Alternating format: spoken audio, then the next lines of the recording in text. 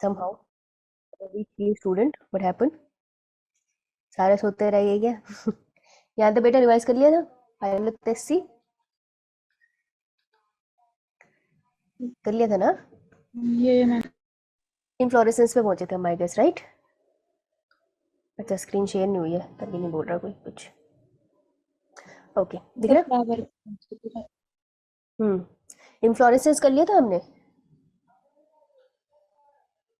Yes ma'am ठीक है alright चलो फिर फ्लावर का बेसिक स्ट्रक्चर रिवाइज कर लेते हैं वैसे तो हम लोगों को आता है फिर भी एक बार देख लेते हैं आई थिंक मैंने बता दिया था कि नीचे होता है पेडिसल पेडिसल के ऊपर होता है रिसेप्टिकल जिसको हम थैलेमस भी कहते हैं फिर हमने कैलेक्स और करोला याद करना था कि कैलेक्स और करोला में ए पहले आता है तो कैलेक्स पहले आएगा तो नीचे से ऊपर की तरफ जा रही हूँ तो पहले सेपल्स आएंगे तो calyx is a name for sepals right ये एक कंफ्यूजन रहेगी अभी जब हम लोग इस चैप्टर के एंड में फैमिलीज करते हैं आवाज आ रही है सब बच्चों को ये मैम ठीक है तो इस चैप्टर के एंड में जब हम लोग फैमिलीज करते हैं ना तो वहाँ पे हमें फॉर्मूला भी बनाना होता है अगर तुम लोगों ने कभी बनाया हो तो वहाँ पे लिखते हैं ना calyx Karoliya Corolla androecium gynoecium तो तुमको ना इसी ऑर्डर में पढ़ना है हमेशा तब तुम्हें नेमिंग में आसानी होगी ठीक है तो पहले हम पढ़ेंगे कैलेक्स फिर उसके बाद आता है corolla corolla means corolla is petal ठीक है फिर androecium then gynoecium androecium male part gynoecium female part right एक ही फ्लावर में दोनों है तो बाइसेक्सुअल अगर एक ही है तो यूनिसेक्सुअल करेक्ट डन ये उसके मैम बाद अच्छा रेसमोस और साइमोस हम कर चुके थे right I remember this one अब हम आते हैं फ्लावर द रिप्रोडक्टिव स्ट्रक्चर ठीक है तो इसको फटाफट कर लेते हैं छोटू सा ये पार्ट है इसमें कुछ ज्यादा है नहीं right so the flower is a reproductive unit in the angiosperm तो एंजियोस्पर्म में जो रिप्रोडक्शन की यूनिट है वो फ्लावर है ये लाइन एक्चुअल में इंपॉर्टेंट है एंजियोस्पर्म की बात कर रहे हैं अगर प्लांट किडनी बहुत अच्छे से क्लियर है फिर तो तुमको ऐसे ही पता है बाई चांस बीच में भूलते हो तो अंडरलाइन कर लेना it is meant for sexual reproduction तो फ्लावर का काम सेक्सुअल रिप्रोडक्शन है बेटा सेक्सुअल रिप्रोडक्शन का यूज नहीं है तो ये हो सकता है कभी कंफ्यूजन हो जाए तो फ्लावर रिप्रोडक्शन करता है लेकिन कौन सी सेक्सुअल रिप्रोडक्शन असेक्सुअल का काम नहीं है इसका a typical flower has 4 different kind of whorls arrange successively in a swollen end of a stalk or pedicel called thalamus or receptacle तो इसके ऊपर लगे होते हैं 4 रोल्स जो मेन स्ट्रक्चर्स होते हैं उसके ठीक है जिसमें मेन काम जो होता है रिप्रोडक्टिव स्ट्रक्चर अगर मैं बोलूँ फ्लावर के अंदर तो वो कौन है रिप्रोडक्टिव स्ट्रक्चर एग्जैक्टली कौन सा है फ्लावर के अंदर इन 4 रोल्स में से कैलेक्स करोला एंड्रोशियम गायनोशियम कौन है मैम एंड्रोसियम एंड गायनोसियम हाँ रिप्रोडक्टिव स्ट्रक्चर यही है एंड्रोशियम में बनेगा पोलन एंड गायनोशियम में बनेगी एग ठीक है फिर आगे उसमें फर्टिलाइजेशन भी होती है खैर राइट तो मेन तो यही है पेटल और सेपल हम मानते हैं कि जो सेपल है वो उस स्ट्रक्चर को प्रोटेक्ट करके रखते हैं एंड जो पेटल्स होते हैं वो पॉलिनेशन के लिए अट्रैक्शन के लिए काम आते हैं ठीक है तो सब कुछ थैलेमस के ऊपर टिका हुआ है these are calyx corolla androecium and gynoecium 4 structure calyx and corolla are accessory organ तो ये लाइन अंडरलाइन कर लो calyx and corolla calyx mean sepal और petal ma'am calyx sepal sepal तो फटाफट तुम्हें कलेक्शन क्लिक ऑफ होना सेपल चाहिए हाँ यस तो ये ना तुम्हें फटाफट से क्लिक करना चाहिए हाँ वो भी सही बोल रहे हैं सेपल एंड कैलिक्स जो कलेक्शन होता है सेपल्स का उनको कहते हैं कैलिक्स राइट सो ये तुम्हें साथ में क्लिक करना चाहिए कि कैलिक्स के साथ सेपल आएगा क्योंकि सबसे बड़ी कंफ्यूजन होती है ये ठीक है कोरोला के साथ क्या याद रखोगे पेटल्स पेटल्स ये है accessory organs now well androecium and gynoecium are reproductive organs जब रिप्रोडक्शन हो जाती है मतलब फर्टिलाइजेशन हो जाती है तो कैलिक्स एंड कोरोला का क्या होता है वो किस में चेंज होते हैं कुछ होता है इनके साथ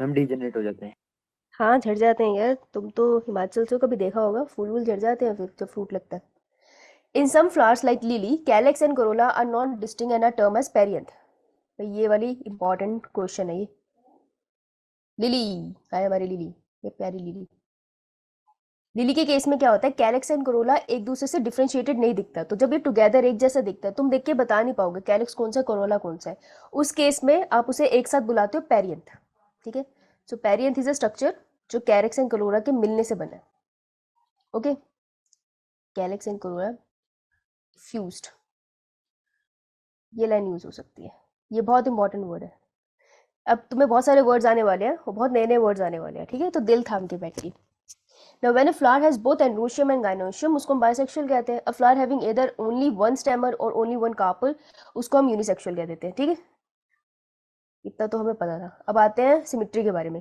सिमेट्री अगर तुमने थोड़ा सा भी एनिमल किंगडम पढ़ा तो तुम देखा होगा ना, किसी ऑर्गेनिज्म को, कोई भी ऑर्गेनिज्म है, उसको वर्टिकली काट दो या हॉरिजॉन्टली काट लो या डायगोनली काट दो. तीन तरीके से कट करते हैं हम, ठीक है ना. वर्टिकल, हॉरिजॉन्टली कट कर दो या डायगोनली. एक इनविजिबल से मिरर से हम एक इमेजिनरी लाइन से उसको कट करते चले जाते हैं, राइट. तो ये फ्लावर को वैसे ही कहते हैं कि ये फूल है, इसको तुम ऊपर से देख रहे हो. अब मैं इसको ऊपर से देख रही हूँ तो मैं इसको अपनी इमेजिनेशन से कट कर रही हूँ, या मेरे पास कोई कांच है मान लो, या कोई अच्छा सा फॉसेप है, मैं उसको कट कर रही हूँ. तो वो किस तरीके से कट होगा? क्या कट होने के बाद दो इक्वल पार्ट्स बनते हैं? क्या कट होने के बाद दो इक्वल पार्ट्स नहीं बनते हैं? उसके बेसिस पे उसकी सिमेट्री होती है. तो किसकी सिमेट्री की बात हो रही है? फ्लावर की. फ्लावर की सिमेट्री काम आएगी क्योंकि जब हम फैमिलीज करेंगे वहां पे सबसे पहला वर्ड हम सिमेट्री के बारे में लिखते हैं, ठीक है. फिर उसके बाद हम उसका सेक्स लिखते हैं कि वो किस तरीके का सेक्स है, मतलब यूनिसेक्सुअल है, बाइसेक्सुअल है, ठीक है. और उसके बाद हम लिखते हैं एंड्रोशियम, गायनोशियम, कैलिक्स एरोला के बारे में, राइट. तुमने पढ़ा है कभी ये चैप्टर पहले? क्यों मैम? तब तो लास्ट में कभी देखा था वहां पे फ्लोरल फॉर्मूलाज आते थे, फेबेसिया, फैमिली, सोलेनेसिया, ये मैम. You तो वहां पे काम आएगा. अभी एक टर्म करेंगे हम यहाँ पे, उसके बाद याद रखना हम फॉर्मूला नीचे बना रहे हैं. तो हमने सेक्स कर लिया ना प्लांट का, फ्लावर का सेक्स पता चल जाता है हमें. तो मान लो अगर फ्लावर बाइसेक्सुअल है तो उसको ऐसे लिखूंगी, फीमेल है तो ऐसे, मेल है तो ऐसे. तुम्हें पता है वैसे सिंबल, बट मैं एक बार बता रही हूँ, ठीक है. यहाँ पर हम उसके लिखेंगे सिमेट्री. साथ साथ बनाएंगे ना तो हमें लास्ट में इजी हो जाएगा, क्योंकि उससे क्वेश्चन आने के चांसेस होते हैं, ठीक है. चलो कोई ना, आगे बढ़ते हैं. तो देखो दो तरीके की सिमेट्री हम एनिमल किंगडम में भी पढ़ते हैं, ठीक है. तो एनिमल के अंदर हम दो सिमेट्री पढ़ते हैं, एक होती है रेडियल और एक होती है बायलेटरल, राइट. ह्यूमन में कौन सी देखने को मिलती है? एक ह्यूमन को बीच में से काट दो, दो इक्वल पार्ट में डिवाइड होगा. बायलेटरल. बायलेटरल. तो अगर मैं सेंटर से अपनी बॉडी को कट करूँ तो दो इक्वल पार्ट बन जाएंगे. Yes ma'am. बिल्कुल, उसी को कहते हैं बायलेटरल. लेकिन अगर मैं डायगोनली कट करूँ या थोड़ा हॉरिजॉन्टली कट करूँ तो थोड़ी दो इक्वल पार्ट बनेंगे, अलग अलग पार्ट पड़ेंगे ना. पेट की तरफ से काट लो कि भाई फेस इस तरफ आ गया, लेग्स इस तरफ आ गई, तो डिफरेंट पार्ट है. तो बायलेटरल सिमेट्री होती है कि एक ही बार मैं काटूं तो दो इक्वल इमेज बन जाए, बस एक ही डायरेक्शन में, और किसी में नहीं. तो दैट इज बायलेटरल. तो बायलेटरल को हम बुलाते हैं जाइगोमॉर्फिक. कैसे याद करोगे? एनिमल को तुम याद रखते हो ना जू से, तो जी वाला वर्ड याद रख लेना. जाइगोमॉर्फिक मिलेगी तुम्हें बायलेटरल, जो एनिमल के अंदर मिलती है. तो जब भी फ्लावर को सिर्फ एक ही बार तुम ऐसे काट सकते हो कि दो इक्वल इमेजेस बन जाए, एक जैसी इमेजेस बन जाए, उसको कहते हैं जाइगोमॉर्फिक. और इसका सिंबल होता है डिवीजन वाला, ये सॉरी परसेंटेज वाला, ठीक है. क्लियर? ये मैम. बहुत ज्यादा दिमाग नहीं लगाना इसमें, ओके. सिर्फ तुमको सिंबल याद करना है और कुछ एग्जाम्पल याद करने हैं. ज्यादा दिमाग मत लगाना, कोई फायदा नहीं होगा. डेट तो महीना है, तो इसलिए जो पॉइंट है उसको फिक्स कर लेना कि जाइगोमॉर्फिक जू से याद किया था, बायलेटरल सिमेट्री जैसे हम में होती है, और सिंबल है इसका परसेंटेज वाला, कि परसेंटेज हमारे पेपर की निकाली जाती है ना. उसी तरीके से दूसरी वाली जो बची दैट इज रेडियल. तो रेडियल सिमेट्री प्लांट्स के केस में हम कहते हैं एक्टिनोमॉर्फिक. एक्टिनोमॉर्फिक मतलब एक से ज्यादा डायरेक्शन में काट सकते हो. मैं वर्टिकली काट रही हूँ तब भी दो इक्वल इमेज बनते हैं, मैं हॉरिजॉन्टली काट रही हूँ तब भी दो इक्वल इमेजेस बनते हैं. ऐसे भी फ्लावर्स होते हैं, ठीक है. तो कहीं से भी काट लोगे दो इक्वल पार्ट्स तुम्हारे पास फॉर्म हो जाएंगे. तो दो सिमेट्री है और इसका सिंबल रहेगा सर्कल में ये प्लस का sign. Got it? Got it? Yes ma'am. ठीक है. और इसका बहुत इंपॉर्टेंट पार्ट ये है कि ज़्यादातर जो हम अभी प्लांट फैमिलीज करेंगे उसमें आपको एक्चुअली एक्टिनोमॉर्फिक ही मिलेगी. तो सबसे पहले आप सिमेट्री लिखते हो फ्लोरल फॉर्मूला में, तो जर्नली आपको एक्टिनोमॉर्फिक मिलेगी. सिर्फ एक जगह आपको जाइगोमॉर्फिक लिखनी है, तो बहुत आराम से याद रहेगा. तो याद रखना एक जगह पे हमने सिर्फ परसेंटेज निकाली है, बाकी सब जगह पे हम क्रॉस का साइन बना के बैठे. ओके चलो अब इसको रीड कर ले. सिंपल है यार, बहुत डिफिकल्ट नहीं है. इन सिमेट्री द फ्लावर में बी एक्टिनोमॉर्फिक, रेडियली सिमेट्री और जाइगोमॉर्फिक बायलेटरल सिमेट्री. एक क्वेश्चन यहीं से बन जाता है. तो जाइगो बस एक याद रख लेना, zygo is related to bilateral, that is. दूसरा वाला तो तुम कैसे ही कर लोगे. When a flower can be divided into two equal radial halves in any radial plane passing through the center. Condition बस ये होती है कि चीजें सेंटर से पास होनी चाहिए, ऐसे नहीं कहीं से भी पास कर रहे हो, right. Passing through the centre it is said to be actinomorphic. ठीक है. अब एक्टिनोमॉर्फिक का एग्जांपल क्या है? यहाँ पे बस तो मस्टर्ड. मस्टर्ड में पीछे कुछ पढ़ा था, ये मैम. क्या डाइकोटाइल. पढ़ा था? Tap root. डायू. टैप रूट पढ़ी थी. और धतुरा, धतुरा कहीं पढ़ा है? किसी और ह्यूमन चैप्टर हेल्थ में पढ़े? ह्यूमन हाँ हेल्थ हाँ, और चिली चिली किसी बॉक्स के अंदर कभी चिली के बारे में पढ़े? क्रांतिकारी से रिलेटेड है ये word. Strategies of enhancement in food production chapter पढ़े? Strategies of enhancement in Yes, food ma'am. Production में प्रभानी क्रांति आता है ना? यो मैम नहीं, प्रभानी क्रांति नाम है इसका या सदाबहार? No, ma'am. इनमें से कुछ सदाबहार, इनमें से कुछ ना, एक जैसे साउंड करता है ये। बेटा मेरे को ऐसे याद है कि जो हम मिर्ची खाते हैं वो पूरा साल चलती है ना, मतलब अपने घर में तो चलती है, या तो खाने में होती है, हमारी जुबान में होती है। सदाबहार, सदाबहार से याद है, ठीक है। तो यहाँ पे आगे चिली धतूरा। मिर्ची खा लो, नशे नुशे कर लो, फिर गिर जाओ मस्टर के खेतों में भागो, ठीक है। तो ये है आपकी actinomorphic. When it can be divided into two similar half only in one particular plane. देखो बहुत स्ट्रॉन्ग वर्ड है ओनली, तो किसी भी स्टेटमेंट में आपको ध्यान रखना है ये पढ़ा है। तो सिर्फ एक ही प्लेन में आप काट सकते हो, दैट इज जाइगोमॉर्फिक। जाइगोमॉर्फिक है हमारे पास मटर का दाना, गुलमोहर, बीन, कैसिया, ठीक है। किसी के पास कोई ट्रिक है इसकी? तुम भी काफी टाइम से पढ़ रहे हो chapter. PCBG. PC P G, G. Physics chemistry biology, C से And क्या लगाया? Gulmohar. नहीं, जी तो मैंने लिखा, मैं कह रही हूँ जी से क्या बना है? Ma'am, physics, chemistry, bio और Gulmohar. अच्छा, गुलमोहर ऐसे ही याद है तुझे? ओके, दैट्स आल्सो फाइन भाई। जाइगोमॉर्फिक अच्छा तरीका है।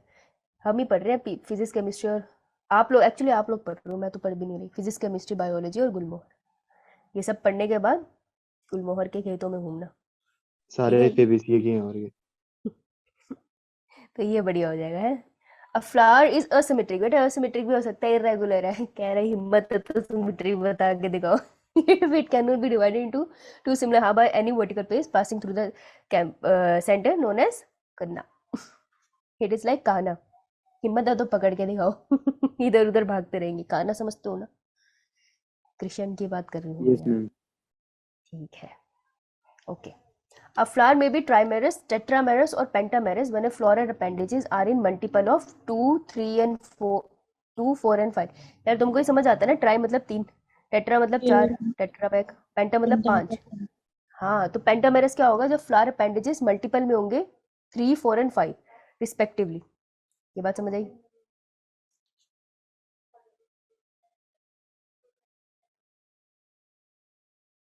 एक सेकंड यार, मम्मी बहुत जोर से बोल रही है, एक मिनट।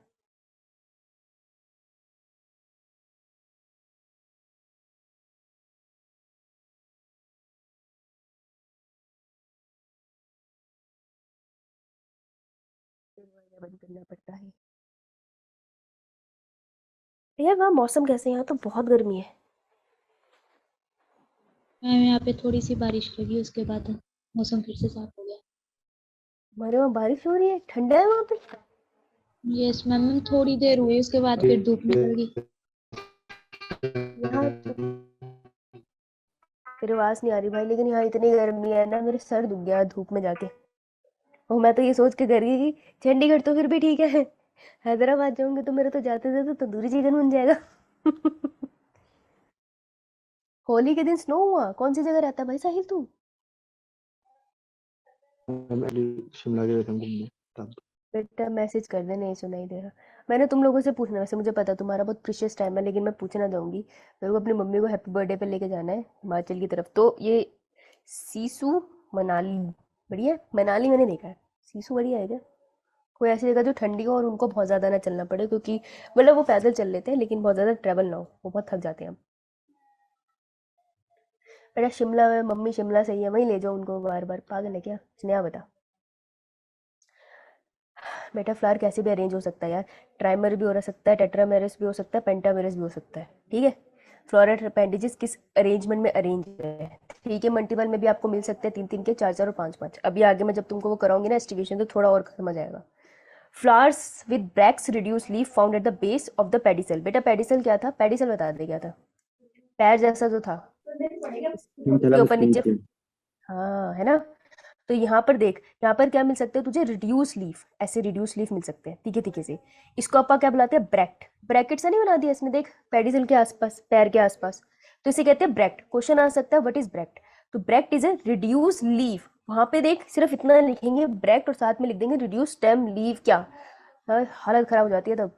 इसको इतना ही अंडरलाइन कर लो, ब्रेक्ट होते हैं रिड्यूस लीफ। तो आपको पेडिसल के बेस में भी मिल सकते हैं, अगर किसी फ्लावर में मिल रहे हैं आपको ऐसे, तो उस फ्लावर को हम बोलते हैं ब्रेक्टिएट, और जिसमें नहीं मिले ब्रेक्ट उनको हम बोलते हैं ई ब्रेक्टिएट। ठीक है, ऐसा जिसके फंक्शन कुछ खास तो नहीं है, कहते हैं थोड़ा प्रोडक्शन में मदद कर देते हैं और पॉलिनेशन में भी हेल्प करते हैं, पर कुछ खास मुझे दिखा नहीं। ओके, मणिकरण देखा है, मनाली देखा है, सीसू नहीं देखा बस मैंने, हडिम्बा देखा है। ये हरिम्बा टेम्पल वहां नहीं था, नारकंडा? ओ नहीं यार, क्या बोल रही हूँ मैं सॉरी सॉरी, मनाली है, मैं क्षमा चाहूंगी। अरे ये हो गया कि नहीं? ये मैम। हाँ नहीं, हरिम्बा टेम्पल देखा, मनाली घूमा हुआ मैंने बहुत बार।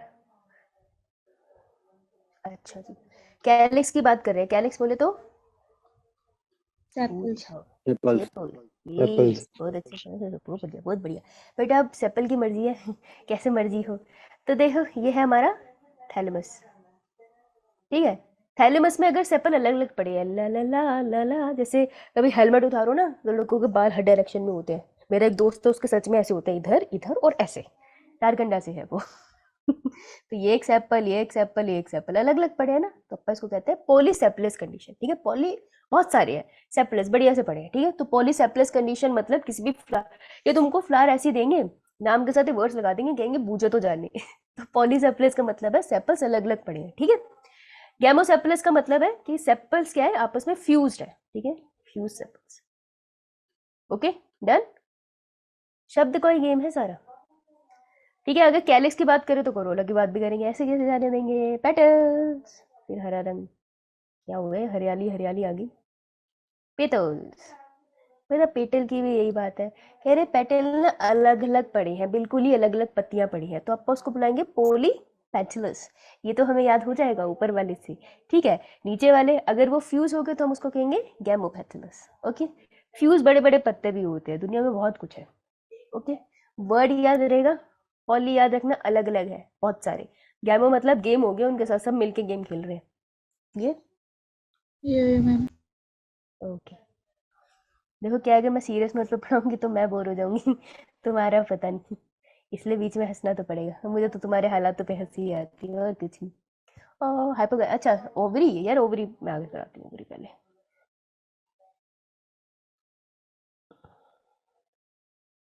हाँ, क्योंकि ओवरी पीछे समझ नहीं आएगी। ओवरी देखो,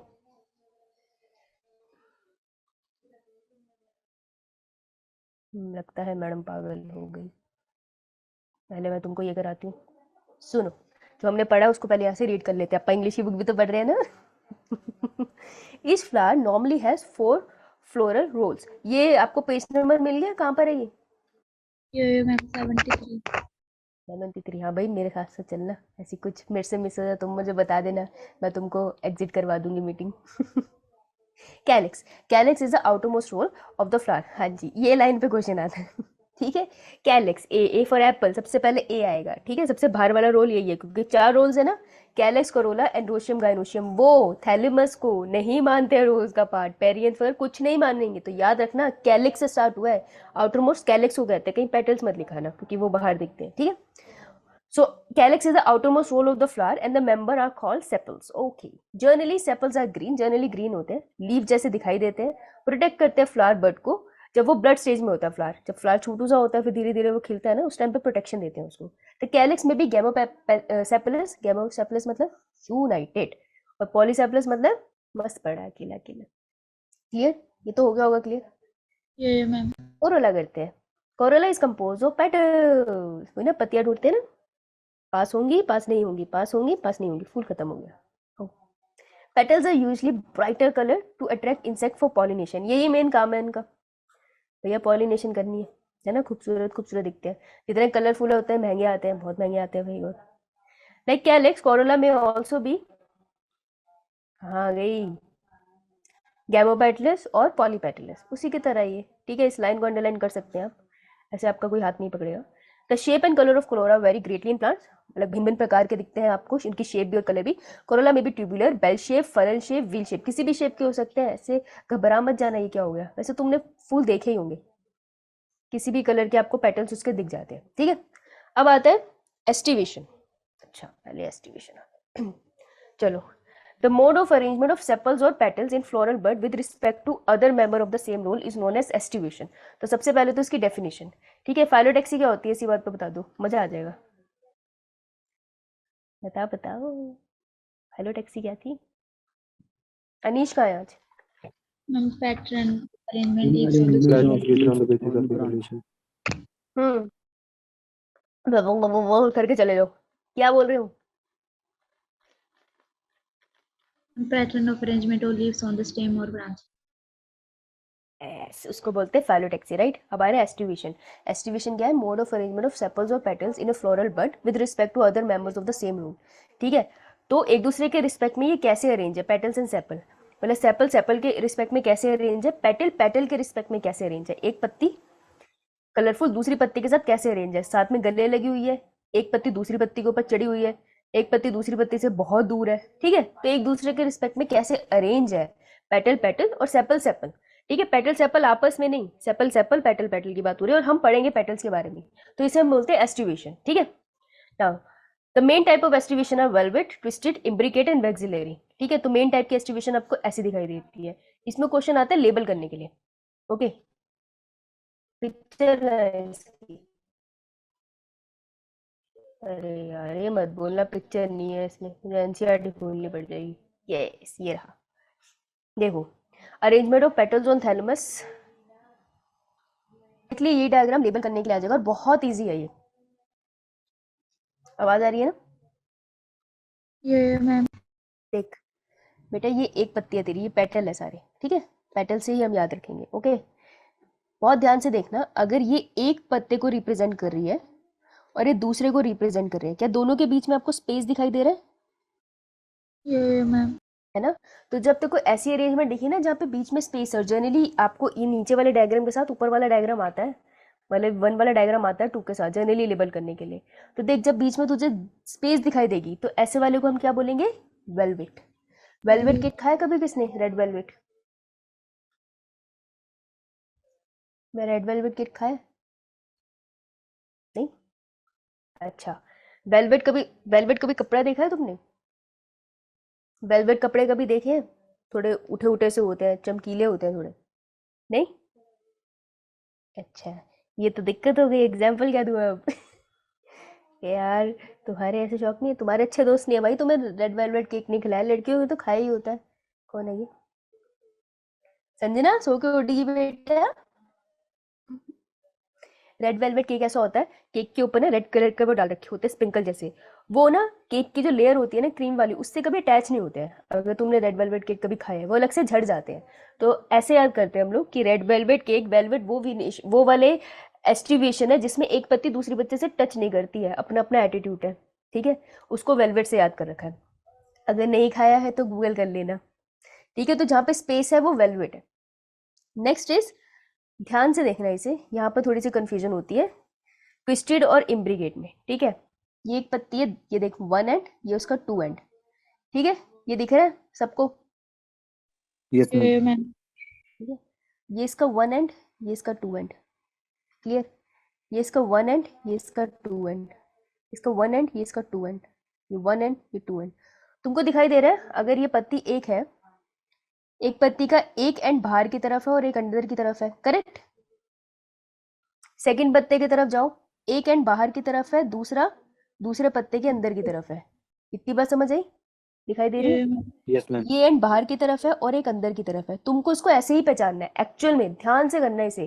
ट्विस्टेड और एम्ब्रिकेट सबसे ज्यादा तंग करता है, ठीक है। तो जब एक पेटल का एक पार्ट बाहर है और दूसरा वाला दूसरे पेटल के अंदर है, ऐसे वाले को हम बोलते हैं ट्विस्टेड। ये थोड़ा सा ट्विस्टेड हुआ है, ठीक है। किसी को पकड़ के थोड़ा सा हमने ट्विस्ट कर दिया, पूरा नहीं घुमाया हमने, थोड़ा सा ट्विस्ट कर दिया, ठीक है। तो एक पार्ट अंदर, आप इस फूल में देखो, ये वाला पेटल का पार्ट अंदर है और ये वाला एक पेटल को बाहर से होल्ड कर रहा है, ठीक है। तो this is known as twisted. तो तुम इसको 1 2 करके आराम से कर सकते हो, समझ आया? यस मैम अब बड़े आराम से इम्ब्रिकेट देखना, ये देख, ये फर्स्ट पेटल दोनों पार्ट अंदर है 1 and 2, करेक्ट। कॉपी में बना भी सकती है, देख दोनों पार्ट अंदर है पेटल एक के। फिर बी की तरफ जा, बी वाला कैसा दिखाई दे रहा है, 1 बाहर 2 अंदर। सी वाला कैसा दिख रहा है, एक बाहर 1 एक अंदर। हाँ बाहर एक अंदर, राइट। डी वाला कैसे दिख रहा है, एक मैम एक बाहर एक बाहर एक अंदर। अंदर। बाहर यस एक मैम। अंदर, और ई वाला कैसे दिख रहा है, दोनों दोनों बाहर। बाहर। दोनों बाहर। दोनों बाहर, ठीक है। तो इम्ब्रिकेट वो है जिसमें एक पेटल हमारे पास है जिसमें दोनों एंड अंदर है, और एक पेटल ऐसे जिसमें दोनों एंड बाहर है। सेपल्स में भी सेम अरेंजमेंट होती है, इसलिए बस ये पेटल समझा देते हैं, ठीक है। तो अगर ऐसी अरेंजमेंट दिखे जिसमें एक में दोनों एजेस अंदर थे और एक में दोनों एजेस बाहर है, दैट इज इम्ब्रिकेट। तो तुम इन दोनों पत्ती से पहचान जाओगे इम्ब्रिकेट को, करेक्ट। ये इन मैम, दोनों पत्ती से पहचान लेना, बाकी करने की जरूरत नहीं है, ठीक है। जैसे ही तुमको एक पत्ती मिली ना जो दोनों अंदर थी या दोनों बाहर थी, दैट मीन्स ये इम्ब्रिकेट है।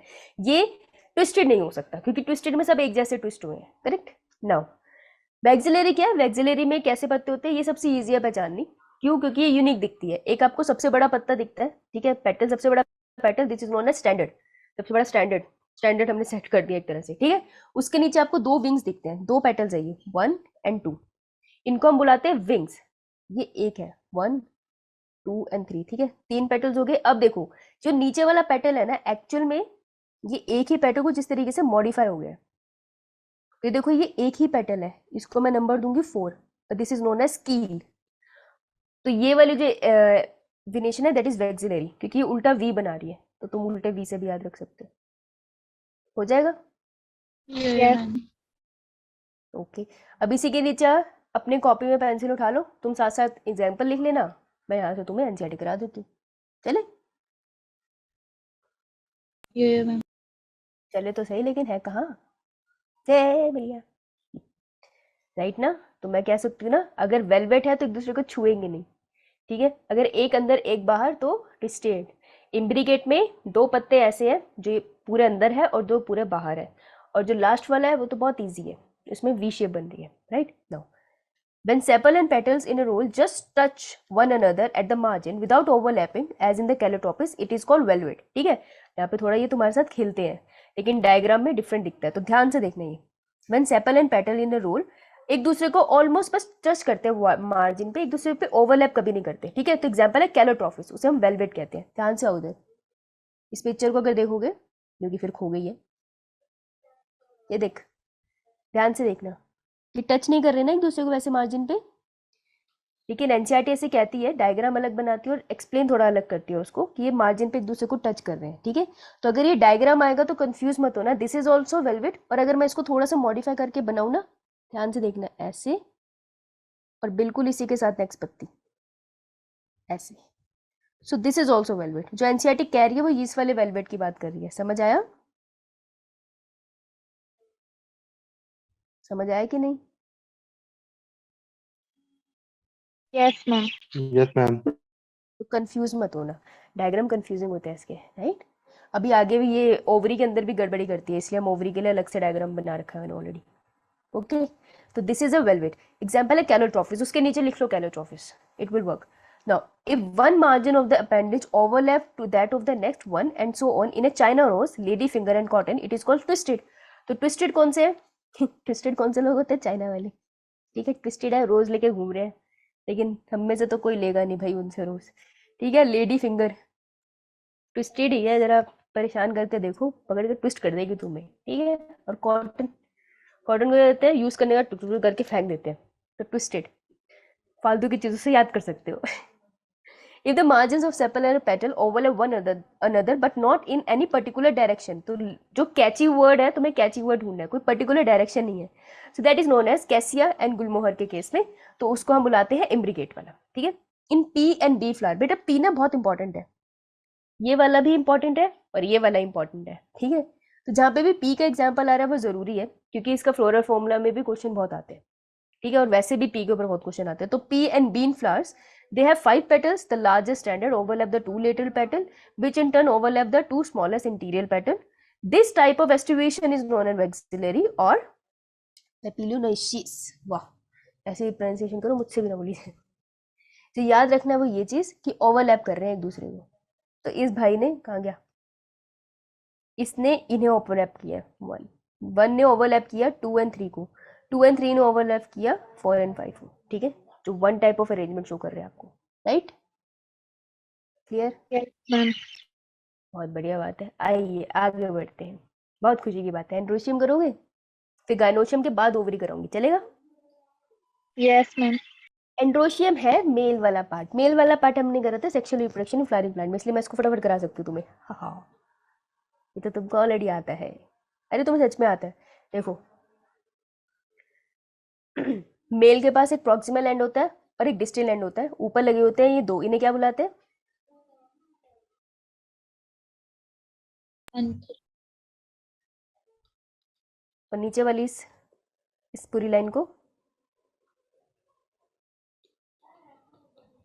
फिलामेंटस। हाँ फिलामेंटस, फिलामेंट। वैसे इतना स्वेलन नहीं होगा, थोड़ा सीधा ही होगा, ठीक है। ये किसके ऊपर लगा होगा, थैलेमस। थैलेमस। थैलेमस पे। बेटे जो थैलेमस के पास का पार्ट है उसे प्रॉक्सिमल बुलाते हैं, और जो थैलेमस से दूर है उसको डिस्टल बुलाते हैं। तो ये जो वोकैब है ना, प्रॉक्सिमल एंड डिस्टल, ये विद रिस्पेक्ट टू थैलेमस है। नीट में इसमें क्वेश्चन एम्स में इसमें क्वेश्चन पूछा गया है जहाँ तक मुझे याद है, ठीक है, कहीं ना कहीं क्वेश्चन आया इसमें। विद रिस्पेक्ट टू एंथर कहाँ पर है, डिस्टल एंड पे मौजूदा है या फिर प्रॉक्सिमल, तो थैलेमस के रिस्पेक्ट में वो पूछ रहे हैं, याद रखना डिस्टल पे पढ़े हैं, ठीक है। ये मेल पार्ट है, डिस्टल एंड पे यहाँ पे पोलन ग्रेन की फॉर्मेशन होगी। माइक्रोस्पोरेंजियम, मेगास्पोरेंजियम, कौन सा वर्ड आता है पोलन के साथ, माइक्रो या mega, micro. Micro, yes yes. जब पोलन ग्रेन यहाँ बनते हैं और शेड होते हैं, तो शेड कौन से सेल स्टेज पे होते हैं, 2 cell stage, 3 cell stage, ma'am mostly 2। Mostly को परसेंटेज में बोलेगा, मैम 60। मोस्टली 2 सेल स्टेज और बाकी ma'am 3 cell stage. 40% 3 cell stage, पक्का, यस मैम। देख ले, झूठ मत बोलियो। Yes ma'am. अच्छा ठीक है, कॉन्फिडेंस अच्छा लगा मुझे तेरा। देख, androecium is composed of stamens, ठीक है, तो ओवरऑल हम इसको बोलते हैं स्टेमन्स ना, इसको ओवरऑल एक को हम स्टेमन बुलाएंगे, और ये इन सबसे मिलके पूरा मेल पार्ट बना है, राइट, तो ये हमारा स्टेमन पूरे से मिलकर एंड्रोशियम बना है। Each stamen which represent the male reproductive organ consist of a stalk और ए फिलामेंट, तो फिलामेंट को अपन स्टॉक भी बोलेंगे, और अ फिलामेंट और एन एंथर। हाँ हमारे पास एंथर पड़े, जनरली बायलोब्ड होते हैं पर हर बार बायलोब नहीं होते, ठीक है। Each anther is usually bilobe, so इन्होंने लिखा है यहाँ पे यूजली बायलोब, अगर इसने लिख दिया ना ऑलवेज बायलोब तो फिर समझ जाना तुम्हारे जज्बातों से खेल रहा है, खेलने मत देना, ओके।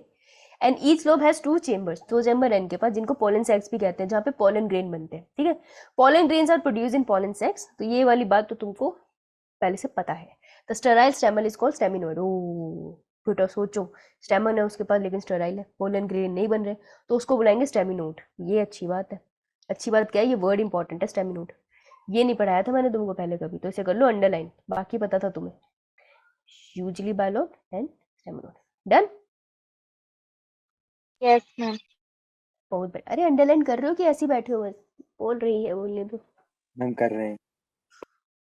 अच्छा आई गए हो तो कर ही लोगे, अच्छी बात है। स्टेमन of flowers may be united with other members such as petals and among themselves, ठीक। when stamen are attached to the petal they are epipetalous। हो देखो क्या बोल गई ये, देखो अगर स्टेमन जो होता है वो अटैच हो किसके साथ, पेटल के साथ, पेटल की बात करें हाँ, तो उसको एपिपेटलस बोलते हैं। बनाया डायग्राम, हाँ हाँ शुक्र है बनाया, ये रहा हमारा थैलेमस। कायदे से देखा जाए तो उसको कहाँ लगना चाहिए था, यहाँ लगना चाहिए था ना इस पागल को, यहाँ लगता नहीं, क्या पेटल के ऊपर लगूंगा, ऐसा भी होता है, राइट। तो अगर वो पेटल के ऊपर जाके लगता है तो हम उसको बोलते हैं एपीपेटलस, पेटल के ऊपर जाके लगा है, ये इंपॉर्टेंट टर्म है। एपीपेटलस का मीनिंग पूछ लेते हैं, ठीक है, क्लियर है ये सबको। एपीपेटलस का यस मतलब है मैम। यहाँ स्टेमन लग गया, ये मैंने पहले भी बताया, ऐसे मुझे फील हो रहा है।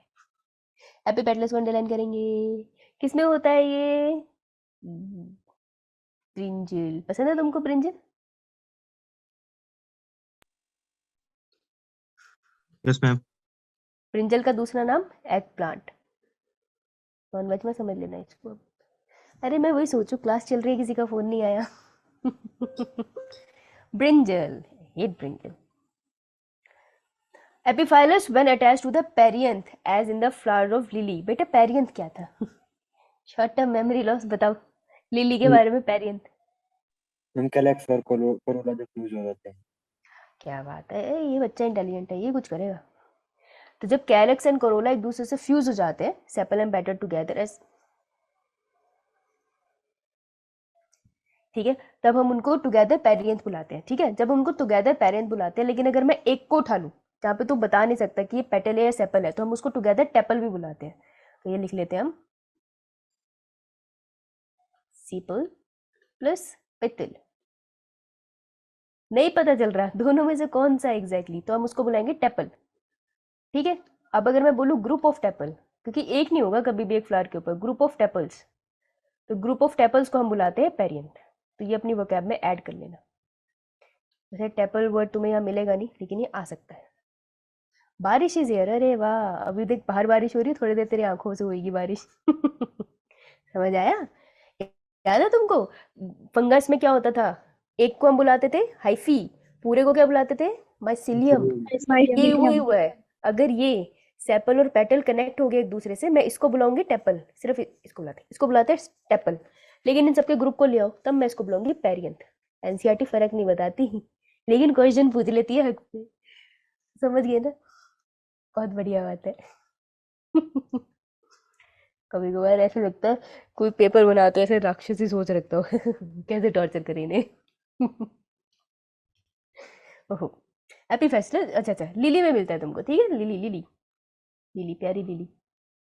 तुम पीछे ही पढ़ाए थे, इंटेलिजेंट थे वैसे बच्चे। चलो, द स्टेमन इन ए फ्लावर में एदर भी रिमेन फ्री। अच्छा, फ्री है स्टेमन, तो फ्री तो हमें पता जो फ्री है वो पॉली है ना, क्योंकि वो बंदा जॉली है जो फ्री है। जॉली से पॉली याद रख लेना। ठीक है, मेरी फ्रेंड का नाम पॉली है, वो काफ़ी ज़्यादा फ्री है, घूम रही है अभी भी बाहर। तो स्टेमन इन ए फ्लावर में एदर भी फ्री, बढ़िया फ्री पढ़े हैं, ठीक है, तो पॉली एंड्रेस कहेंगे। May be united in varying degree, हो सकता है यूनाइटेड फॉर्म में भी पढ़े हो, लेकिन यूनाइटेड कैसे पढ़े हैं, अब ये भी एक बहुत बड़ा क्वेश्चन है। मान लो क्या लगा देती हूँ मैं, थैलेमस दिख रहा है तुमको, थैलेमस नीचे देख बेटा, अगर एक एक फ्री पड़ा है मस्त, तो उसको कहते कोई लेना देना नहीं है दूसरे वाले से, ठीक है, तो इसको तो मैं बोलूंगी ये कौन सी कंडीशन है, पॉलीएंड्रस। तुम्हें नीचे दिख रहा है क्या बना रही हूँ मैं? बेटा थक गई? अरे मौका दे अभी मुझे तुझे और थकाने का। अगर मैं बोलूँ फ्यूज है, तो कैसे फ्यूज है कि सारे के सारे स्टेमन एक दूसरे के साथ आके फ्यूज हो गया, क्या वो गुच्छों में खड़े हैं, किस तरीके से है? तो अगर एक पूरा गुलदस्ता है उनका, तो आप उसको क्या बुलाएंगे? मोनोडेल्फस। मोनो मतलब एक, तो जब उनके पास एक गुलदस्ता है, और देखो जो गुलदस्ता लेके जाएगा आप उसको क्या बोलेंगे? डफर।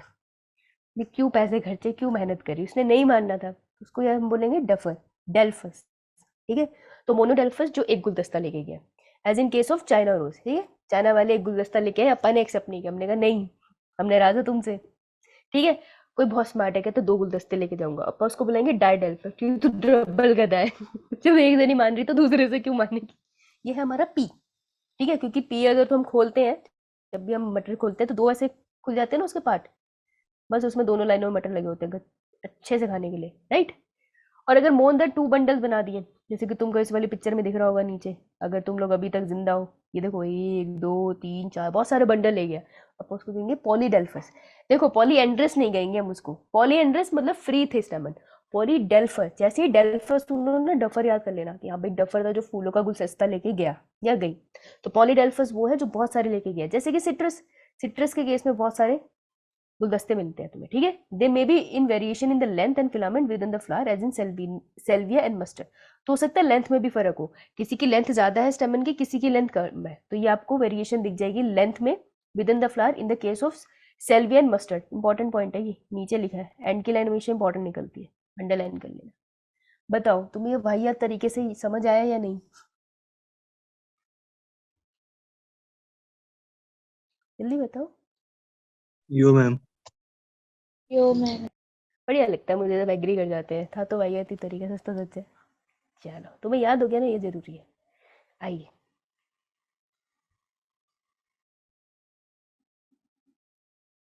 काइनोशियम महिला। जब भी मैं महिला का फीमेल पार्ट बनाती हूँ प्लांट का, मुझसे पता नहीं मटका क्यों बन जाता है। अभी मम्मी का दुपट्टा को दिख रहा है पीछे, काइनोशियम।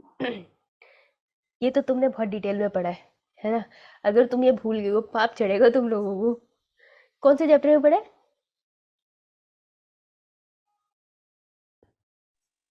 Sexual reproduction in flowering plant.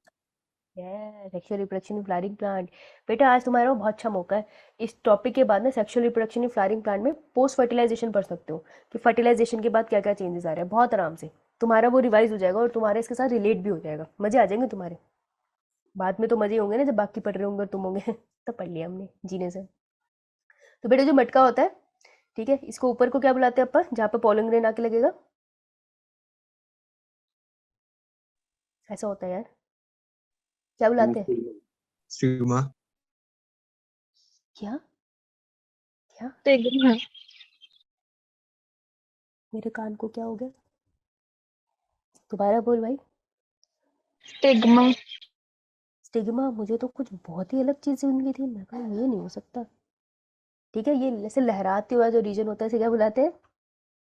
Style. Style. नीचे जो स्वेलन सी होती है that is ovary. Ovary. Ovary. Ovary के अंदर क्या पड़ा होता है?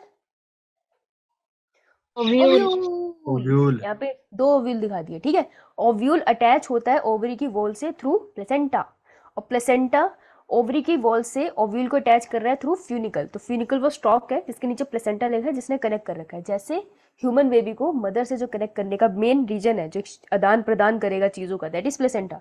प्लांट के पास भी प्लेसेंटा है, so उसको कम मत समझना। लेकिन जो हमारी एम्ब्लिकल कॉर्ड है इसके केस में फ्यूनिकल है वो, ठीक है, अब याद रहेगा। फनी बात है ना ये? फनी तो नहीं है पर चलो कर लेना याद, अच्छे दिल के लगते हो तुम। ठीक है, आइए अब करेंगे हम ओवरी का पार्ट, जल्दी जल्दी हो जाएगा, ये पढ़ा दूंगी मैं। देखो, gynoecium is the male reproductive part of the flower, हमें पता है। It is made up of one और मोर कार्पल्स, एक और एक से ज्यादा कार्पल्स भी हो सकते हैं। A carpel consist of three part, namely stigma, style and ovary, हमें पहले ही पता है।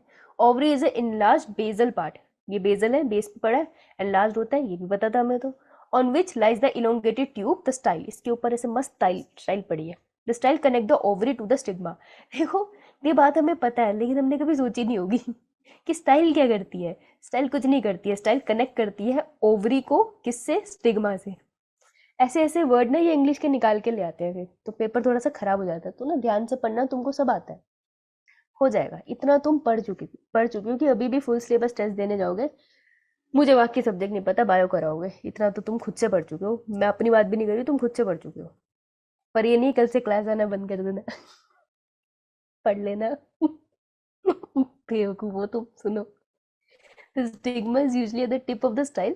तो स्टिग्मा स्टाइल के ऊपर मस्त से पड़ा है, and is a receptive surface for the pollen grain. तो ये पूछ सकते हैं कि पॉलन ग्रेन के लिए कौन सा रिसेप्टिव सरफेस है। स्टिग्मा स्टिकी होता है, इसलिए उसके ऊपर पॉलन ग्रेन आके गिरता है और वो पकड़ सकता है उसे। ईच ओवरी बेयर वन और more ovule attach to the flattened cushion like placenta. तो फ्लैट सा कुशन लाइक प्लेसेंटा है जिसके साथ लगा हुआ है ovule. When more than one carpel is present, अगर एक से ज्यादा कार्पल होता है तो उसको अपन क्या बुलाते हैं? उसको हम जो बुलाते हैं, हम आगे बढ़ेंगे। आओ कैनोशियम की बात कर ले। देखो, हेलो हेलो, वो चली गई। हाँ मैम। ऐसे दिल पे तो नहीं लेगी तुम, मैंने तुम्हें इंटेलिजेंट बोल दिया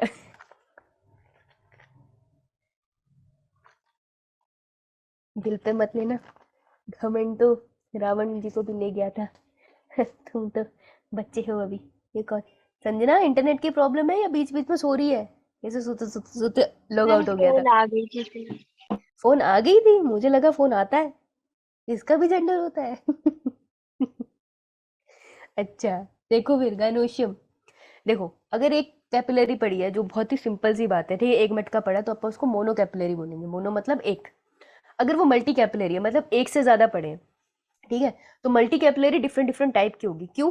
अब मेरे को इसको कैसे ना एंड्रोशियम से थोड़ा सा कंपेयर करना। हमने एंड्रोशियम में तो बोला था कि हो सकता है ऐसे पड़े हो। वो एंड्रोशियम में कभी भी एक मेल पार्ट नहीं होता, एक से ज्यादा ही होते हैं, ठीक है, इंश्योर करना होता है ना फर्टिलाइजेशन। फिर हमने क्या बोला था? हो सकता है एक साथ गुच्छे में पड़े हो सकता है अलग अलग गुच्छे बना के पड़े हो, ऐसा बोला था हमने। डेल्फस डेल्फस डफर की बात करी थी ना। बेटा अगर तुम मेल पार्ट की बात करो तो फीमेल नहीं स्मार्ट होगी, वो भी तो कह रही है कि यार मैं मल्टी कैपिलरी हूँ लेकिन मैं अपने अपने तरीके से पढ़ सकती हूँ। तो कह रहे एपोकार्पस। एपोकार्पस का मतलब है जब जो हमारी कैनोशियम है, फीमेल रिप्रोडक्टिव पार्ट है, वो अलग अलग पड़ा है। Stigma, style, ovary, female reproductive part, इसे क्या बुलाते हैं हम? कार्पल। ये तो पता है ना, पता है, पीछे तो बताया था, पता है, ठीक है। तो एपोकार्पस का मतलब है जब अलग अलग पड़े हैं कार्पल, ठीक है। तो ये देखो एक दूसरे से कनेक्टेड नहीं है। अब आता है सिन कार्पस। सिन कार्पस, सिन मतलब फ्यूज्ड, फ्यूज्ड को कहते हैं अब फ्यूज दो तरीके से हो सकते हैं, देखो कार्पल थोड़ा सा कॉम्प्लिकेटेड है। हमारे लिए सबसे ज्यादा इंपॉर्टेंट क्या है, जो एग होगा वो कहाँ पर पड़ा होगा। अगर मैं फीमेल पार्ट बना रही हूँ तो बेटा एग कहाँ पर पड़ा है फीमेल का, यह है ओवरी। एग कहाँ होता है, ओव्यूल के अंदर। ओव्यूल के अंदर। शुक्र है जो तूने ओव्यूल को एग बोला होता है ना, मैंने घुसुंड मारना था तुझे ये होगा एग, है ना, राइट। नीचे अटैच है वो, ठीक है, उसके में नहीं जा रहे हम लोग, राइट। तो ये ना दो तरीके से फ्यूज हो सकता है। कैसे, या तो तुम इनके सब किसको फ्यूज कर दो, स्टिग्मा एंड स्टाइल, बेसिकली इसके स्टाइल्स को फ्यूज कर दो, तो सारे स्टाइल को ऐसे फ्यूज सा बना दो, स्ट्रक्चर एकदम एक साथ लगा हुआ दिखेगा तुम्हें, ठीक है। ये सारे के सारे फ्यूज है, लेकिन नीचे जाके ना इनके कंपार्टमेंट अलग है, ठीक है। तो ये वाली एक ओवरी है, ध्यान से देखना, ये वाली दूसरी ओवरी है, ये वाली तीसरी ओवरी है। तो इस पार्ट पे जो भी पोलन ग्रेन आएगा, नीचे ध्यान से देखना, देखो जहां भी पोलन ग्रेन आएगा वो थर्ड वाले में ही ग्रो करेगा, इधर जो आएगा वो इधर वाले में ग्रो करेगा। तो यहाँ के फ्रूट भी बहुत अलग तरीके के बनते हैं, पर चलो हम उसके डिटेल में नहीं जाना था यहाँ पे। तो मल्टी लोबुलर होगा, जहाँ पे जो उसके लोब्यूल्स थे, ये स्टाइल थे, वो कंबाइन थे, लेकिन नीचे जो ओवरी है ना उसके अंदर अंदर से लोब्स बने होते हैं, तो इसे मल्टी लोबुलर कहते हैं, ठीक है। सिनकार्पस मल्टी लोबुलर ओवरी आपको मिलेगी, गायनोशियम आपको मिलेगा कुछ फ्लावर्स में, और एक होता है यूनिलोकुलर। यूनिलोकुलर का मतलब होता है कि ऊपर वाला पार्ट तो कंबाइन है, ठीक है, लेकिन नीचे ओवरी एक ही है, तो पोलन ग्रेन को फ्यूज करने के लिए एक ही अंडा मिलेगा, लेकिन मल्टी लोबुलर में ज्यादा एग मिलेंगे। ये बात क्लियर हुई? यो मैम। बहुत बढ़िया बात है यार, लिख लिया, चले आगे। तुम तो जल्दी समझ लिए, तुमने मुझे रुलाया नहीं, अरे वाह। ये होता है फायदा 12th करके आने का अगर 12th नहीं की होती तो हमारे हालत हो जाती है यहाँ पे। जब इतना पढ़ लिया तो थोड़ा सा और पढ़ लो। बेटा ओवरी कहाँ को पड़ी है, ये बहुत इंपॉर्टेंट पॉइंट है, ठीक है। ये स्कूल में भी तुम्हें वाइवा में बहुत पूछा गया होगा, अगर तुमने वाइवा ढंग से दिया। पूछा था किसी ने कभी सुपीरियर ओवरी, इंफीरियर ओवरी, ये वर्ड सुने यस मैम। आते थे? Yes ma'am. हाँ, तू तू ही पढ़ा फिर, आजा। देखो ovary with respect to other whorls के रिस्पेक्ट में हम लोग बात करेंगे, ठीक है। तो इसका डायग्राम एनसीईआरटी ने दिया, लेकिन थोड़ा भयंकर दिया, अपन यहाँ से कर लेते हैं। ओवरी को सुपीरियर कब बोलेंगे, जब वो सबसे ऊंची, ठीक है। तो वो है बाहुबली, देखिए। हाँ और मैम। बाहुबली, तुम बाहुबली नहीं देखी? बाहुबली नहीं देखी? बाहुबली बेटा तुमने कभी नहीं सोचा इस मैं बारे में? देखी है बाहुबली। मैम मुझे कुछ और ही सुना था मैंने। नहीं, तुम्हें कभी क्यूरियोसिटी नहीं होती कि कटप्पा ने बाहुबली को क्यों मारा था? सस्पेंस सीरियसली के नहीं? लिए। सस्पेंस के लिए? हाँ वो तो बात तो सही है तेरी, लेकिन तूने देखी नहीं है पिक्चर? दोनों देखी मैम। देखी दोनों है। देखी है ना। मैंने पिछली होली पे 1 by 1 आ रही थी, पहले मैंने फर्स्ट पार्ट देखा, फिर मैंने सेकंड पार्ट देखा।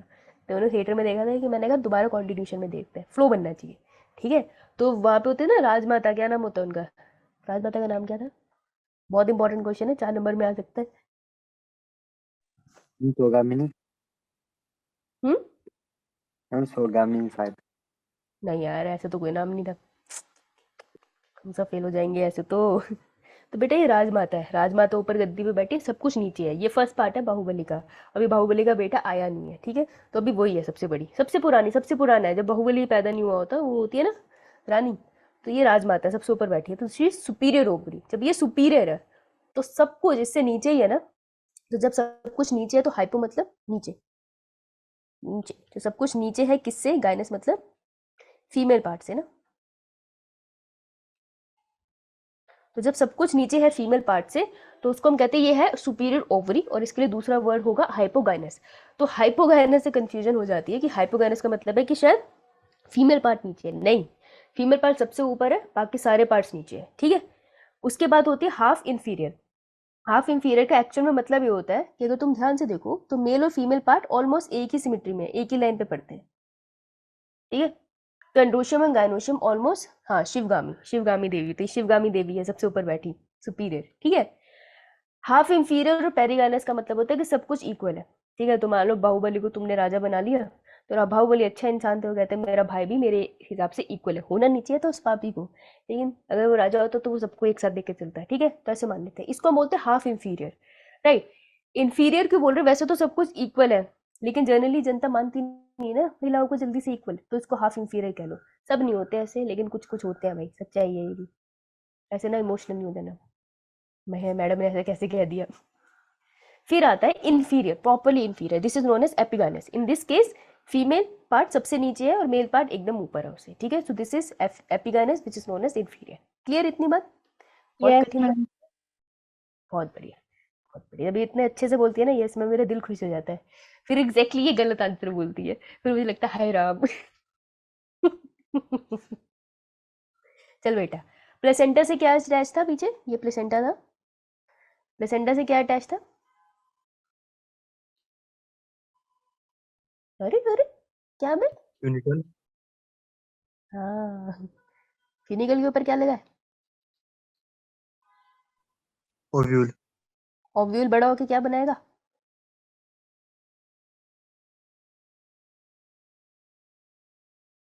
बेटा सीड बनाएगा। सीड बनाएगा पापी, सीड। सीड मत खाएगा, पेट में से पेड़ निकलेगा। सुनिए ये बात, च्युइंगम खाने से पेट में से च्युइंगम का पेड़ निकलता है, ऐसे तुम्हारे घर वालों ने नहीं तुम्हें बोला था? No ma'am. अरे आजकल के जनरेशन को डराया नहीं जाता, हमें डराते थे यार, च्युइंगम मत निकला करो, पेड़ निकलेगा। हमारे नहीं, घर से बोलते थे पेट काट देंगे अगर चिमंग निकल गई। अच्छा तुम्हारे थोड़े डेंजरस टाइप के हैं, हमारे ऐसे नहीं था, मैं बोलते थे पेड़ निकलेगा। एक बार गलती से च्युइंगम खा ली थी मैंने, जब मैं बहुत छोटी थी, स्कूल में ही आती थी, तो मेरे को पूरा दिन यही लगता था कि कभी भी पेड़ निकल सकता है। मुझे वो दिन याद है, खौफ में निकला था वो दिन। तो बेटा ओव्यूल जो है ये कैसे भी अरेंज हो सकता है, क्योंकि ये सीड है। तो अब नींबू काटते हैं तो नींबू के अंदर तुम्हें बीज दिखते हैं, उसके अलग से अरेंज है। अब मैं वाटरमेलन काटती हूँ तो उसके बीज देखिए बावलों की तरह अरेंज होते हैं। पपीता काटो, बीज है ना उसके अंदर, सारे सीड अलग अलग तरीके से अरेंज है। तो किस तरीके से सीड अरेंज है, that is known as placentation. तो सीड प्लेसेंटा के आसपास ही होते हैं ना। तो देखो प्लेसेंटेशन डिफरेंट टाइप की हो सकती है। अगर आपको सारे सीड मार्जिन पे अरेंज दिखे, जैसे जो भी प्लेसेंटा है, let's say central line placenta है इस केस में, यहाँ पे देखना, तो डायग्राम कराऊंगी, आराम से हो जाएंगे, रोना मत। प्लेसेंटा है, इसके आसपास सीड लगी है मस्त। अगर इसे एकदम मार्जिन पे, मार्जिन मतलब कोनों पे लगे हैं, जब कोनों पे सीड लगे हैं प्लेसेंटा के, हम उसको कहते हैं कैसी प्लेसेंटेशन? Placentation marginal placentation. मस्त दिखती है तुमको, ये बहुत अच्छे से दिखती है पी में, ठीक है, आराम से दिख जाएगी, लगे होते ना, तो सीड निकलती है उसके अंदर। एक्साइल प्रेजेंटेशन क्या होती है? एक्साइल प्रेजेंटेशन है कि ये सेंटर में अगर प्लेसेंटा है यहाँ पर, तो उसके कॉर्नर्स पे लगेंगे, जनरली आपको इस तरीके से अरेंजमेंट दिखेगी, कि हम इसको प्लेसेंटा कंसीडर करते हैं, ठीक है। तो आपको यहाँ पर कहीं पे उससे अराइज हुए ओव्यूल दिखाई देंगे, ठीक है। This is an axile presentation. Presentation थोड़ा सा तंग कर सकती है। पैराइटल, या तुमको पता है ना, अगर ये सेंट्रल पार्ट है तो जो दीवार के कोने हैं वो बिल्कुल पैराइटल रीजन होता है। हम बहुत बार ये टर्म करते हैं बायो में। तो पैराइटल होता है कि मैंने इसे क्या, अच्छा मैंने बनाया कैसे है, अरे अरे बेटा ये थी ना ओवरी, अपन ने इसको ऐसे काटा, ठीक है, अभी ऐसे पड़ी है, तुम्हारी आंखें यहाँ पर है, हम उसको ऊपर से देख रहे हैं, ऊपर से देख रहे हैं तो कुछ इस तरीके से अरेंजमेंट दिखती है, ठीक है। तो पैराइटल है कि आपको सारे के सारे जो सीड है, बेसिकली ओव्यूल आपको साइड में दिखाई देंगे, okay, this is parietal. Free central का मतलब है कि जो प्लेसेंटा है बिल्कुल सेंटर में पड़ा है इस वाले केस में, तो ये वाला बीच में है प्लेसेंटा, प्लेसेंटा से उसके आसपास अराइज हो रहे हैं आपके ओव्यूल। देखो जब तुम इसको ऊपर से देख रहे हो ना तो तुमको ये ओव्यूल दिख रहा है, लेकिन तुमको फ्यूनिकल नहीं दिखाई दे रहा, लेकिन फ्यूनिकल लगा है, प्लेसेंटा से अटैच है, पर तुम्हें यहाँ पे दिखाई नहीं दे रहा है, ठीक है, क्योंकि मैं ऊपर से उसको देख रही हूँ। ऑलराइट, तो ऐसा मत सोचना फ्यूनिकल कहाँ चला गया। ये बात समझ आई या उड़ गए? मैम फ्री सेंटर बता दो एक बार। हाँ हाँ है, तू 2-3 बार पूछे, जहाँ समझ ना आया ना रोक लिया कर, क्योंकि मेरी क्या है, मेरी तो छुक छुक गाड़ी आगे निकल जाएगी, बेटा तेरा पेपर खराब हो जाएगा। देख, फ्री सेंट्रल का मतलब है कि सेंटर में प्लेसेंटा है, ये रहा मेरा प्लेसेंटा, और मैं ऐसे बना दूं, ये रहा अपना प्लेसेंटा मस्त, ठीक है, और इससे ऐसे फवारे से निकल रहे हैं, सारे फ्यूनिकल है और इसके साथ ओव्यूल लगे हैं। This is free central.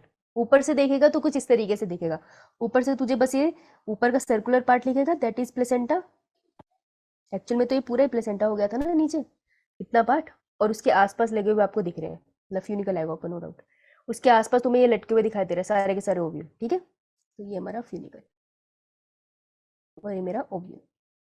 अब समझ आया? Yes ma'am. बहुत बढ़िया बात है, शाबाश। बेसल का क्या मतलब है बेटा? बेसिक, ये जो पीछे स्ट्रक्चर पढ़ते आ रहे हो वो बेसल वाले ही था कि बेस में प्लेसेंटा लगा, फ्यूनिकल लगा और उसके ऊपर ओव्यूल लगा। तो this is a presentation. Presentation important है, सवाल आते हैं इस पे डायग्राम बेस्ड। ओवरी वाला पार्ट भी इंपॉर्टेंट है, इस पे सवाल आते हैं डायग्राम बेस्ड। तो फीमेल पार्ट जो है ना गायनोशियम, बहुत इंपॉर्टेंट है इसमें। इतना समझ आया सबको? Yes ma'am. आगे बढ़ूं? अभी यही चार्ज मैं तुमको इंग्लिश की बुक से पढ़ा दूं? मैम। ओके, आइए। ये अब तो ऐसे हो जाएगा हमसे। है कटप्पा ने बोली की बात। कौन है ये? एक सेकंड। अरे अरे अरे, मुस्कान और राबिया, बेटी उठ गई तुम?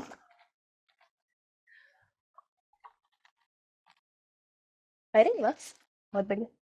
चलो, हिम्मत करके समझने की कोशिश करना, हम काफी आगे आ गए हैं। ठीक है, जितना भी हो लेट्स ट्राई करते हैं। So stigma is usually the tip of the style and it is receptive surface for pollen grain. तो स्टिग्मा होता है पोलन ग्रेन का रिसेप्टिव सर्फेस। अगर नहीं याद रहता तुमको तो इसको कर लो अंडरलाइन। ये आ सकता है, पूछा जा सकता है, फिर रोना मत। Each ovary bear one or more ovule attached to flattened cushion-like placenta. तो ये placenta से ovule attach है through funicle. When more than one carpel is present, they may be free. बिल्कुल free पड़े हैं in the case of lotus and rose. ठीक है? And are also called apocarpus. तो इसको हम apocarpus बुलाएंगे. They are termed as syncarpus when carpels are fused. अगर वो fused है तो उन्हें syncarpus बुलाएंगे. मस्टर्ड के केस में और टमाटर के केस में. After fertilization, the ovule develop into seed and ovary mature into fruit. ये तो मतलब 1000 करोड़ वाली बात है ये। ओव्यूल से बनेगा अपना सीड। कहीं लिख लो, ऐसे हाथ पे लिख लो, ओव्यूल से बनेगा सीड। ठीक है बेटा? ओवरी से बनेगा फ्रूट। लाइक हो, ओवरी की जो वॉल होती है फ्लैशी फ्लैशी सी, वो खाते हो तो शर्म नहीं आती तुम्हें? फीमेल की ओवरी की स्किन खा रहे हो, डिस्गस्टिंग किड्स। क्लियर है? Yes ma'am. कोई शर्म नहीं है इन्हें ऐसा करके। अह, कहाँ है, कहाँ है? आइए। Based on the position of the calyx and corolla and androecium in respect to the ovary in thalamus, तो ovary के position के रिस्पेक्ट में अगर इन सब की बात कर रही हूँ मैं, ठीक है? The flower can be described as hypogynous, perigynous and epigynous. ओहो, हाइपो मतलब कौन ऊपर है? फीमेल। हाँ, शिवगामी देवी। पेरिगाइनस साथ बैठे हैं, पेरी पेरी फ्राइज खा रहे हैं, इक्वालिटी है लेकिन मान नहीं रहे हैं। और एपिगाइनस फीमेल ओवरी नीचे है, बाकी सारे पार्ट ऊपर है। करेक्ट? याद आया? Yes ma'am. If the in the hypogynous flower the gynoecium occupy the highest position, ठीक है? तो शिवगामी देवी।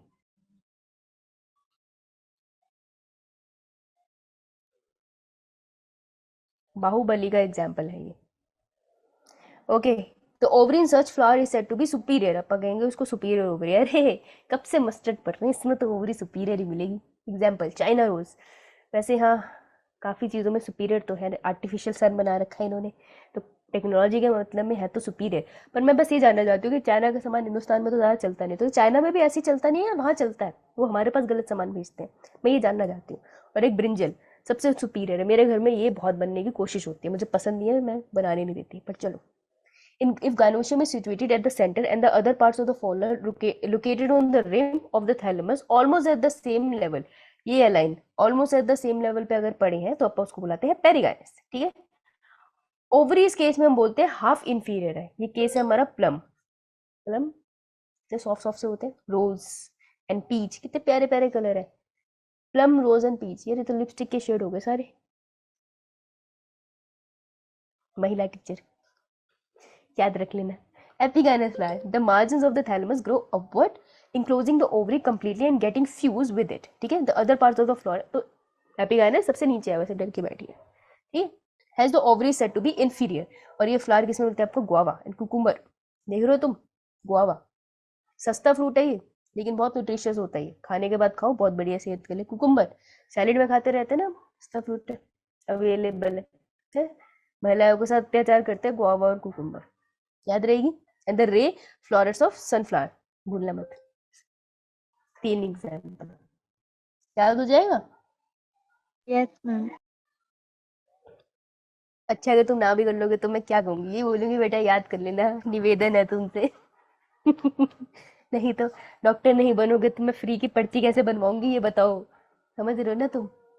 अब मैं एक टाइम के बाद बुजुर्ग हो जाऊंगी तो तुम सब पकड़ लूंगी मैं, ये इस वाले एरिया में ये डॉक्टर, इस वाले एरिया में ये वाला, इनके पास जाना है इलाज के लिए। ठीक है। समझ रहे हो तुम, मेरे बुढ़ापे के पेंशन प्लान हो तुम। अच्छे से पढ़ो। अरे हो के सो गए। हाँ है। मैम अभी तो है ठीक है अभी। कह यस रही मैम। अभी हूँ, चली जाऊंगी तो पता नहीं मुझे। इधर देख, position of floor parts in thalamus. अरे रे रे, देखो देखो। एक सब तो मैंने ही बता दी।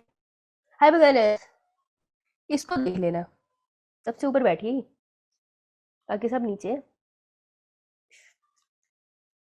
एनसीईआरटी का डायग्राम बहुत अच्छा नहीं है, याद करने का तरीका बता रही हूँ। ये सबसे ऊपर है, बाकी सब नीचे है। ये है हमारी शिवगामी देवी। ठीक है। बाहुबली सुपीरियर। ठीक है।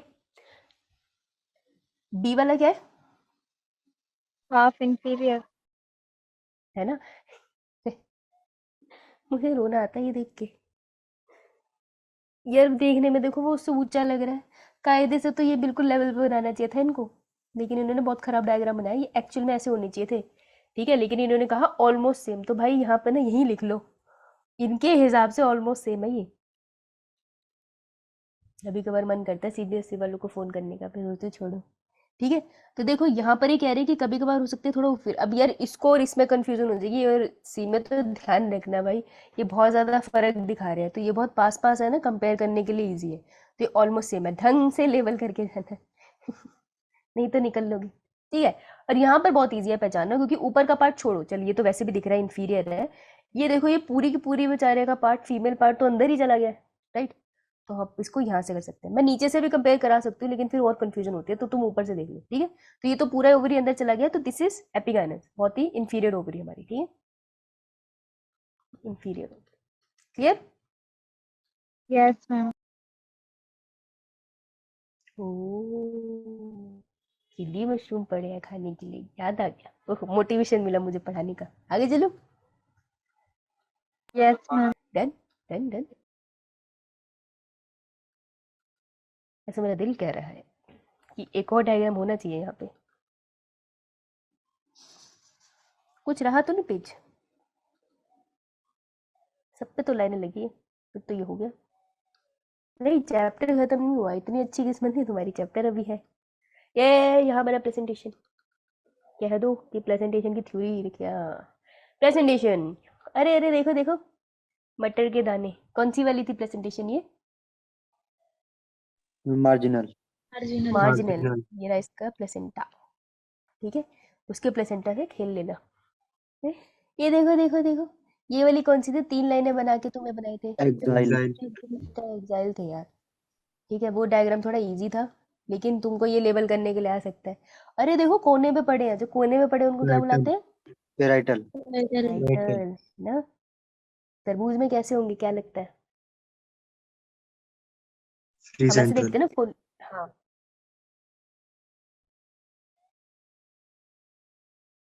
पेराइटल। पेराइटल वाले होते हैं जो चारों तरफ फैल जाते हैं, एक्चुअली फ्री सेंटर नहीं होते शायद, वो बिल्कुल सेंटर में दिखेंगे तुझे। फ्री सेंटर तुझे नींबू में मिलेंगे। ठीक है। नींबू में हमेशा सेंटर की तरफ आसपास दिखते हैं। ओके, तो फ्री सेंट्रल वाले ये हैं जो बीच में मिल रहे हैं, और बेजल वाले देखो सबसे अजीब है ये बेजल है, मैम लगते ही नहीं लेमन है ये नींबू बिल्कुल। में तो एग्जाइल नहीं होगा। हम्म। हाँ सॉरी सॉरी, एक्साइल मिलेगा, लेकिन ये वाले पेराइटल मिलेगा तुझे उसमें, वाटरमेलन में, वाटरमेलन में। I take my words back. ठीक है, लेकिन इसमें वाटरमेलन में ये मिलेगा, और पपीता में भी। मैंने पपीता खाते खाते एक बार पहले देखा था, इसलिए मुझे याद है। ऐसे कैसे सवाल आते हैं दिमाग में, बताओ। डन। ये वाला डायग्राम लेबल कर लोगे, ये लेबल होने के लिए आता है पीपल, याद कर लेना। अच्छा एक बात बताओ, मैं बोल तो देती हूँ याद कर लेना, तुम याद करते कैसे हो डायग्राम? वो तो मैंने कभी पूछा ही नहीं।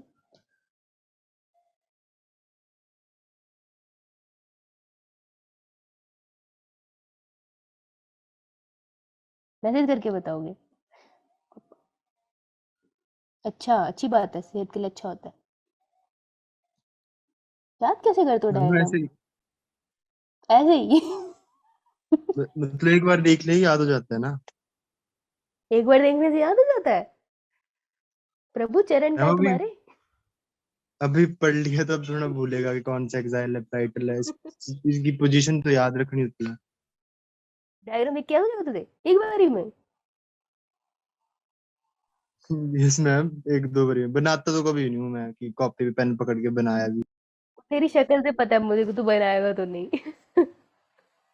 बनाना है भी बड़ा कॉम्प्लिकेटेड काम, तो बहुत ज्यादा काम है। बेटा फिर तो तू अपने चरण कमलों की फोटो भेज हम सबको, हम रोज आरती उतारे तेरी। उसे देखने से कैसे याद हो गए इतने सारे डायग्राम? ये बच्चा कमाल है। बाकी लोग कैसे करते हैं? तुम भी ऐसी हो क्या? तुम सबके चरण की फोटो रखूं मैं घर पे? है गुरप्रीत, बेटी गुरप्रीत, कैसे करती है डायग्राम याद? सच बताइए। देखो, जैसे क्वेश्चन पूछे ना सबने फटाफट पान बाहर चला दी एकदम मुंह में। कराओ नहीं बोलेंगे। मुस्कान, हेमराज, राब्या, सब कह रहे हैं अब हम गुटखा खा रहे हैं, अब नहीं बोल पाएंगे, सॉरी। No, ma'am. फिर बता कैसे करती है याद?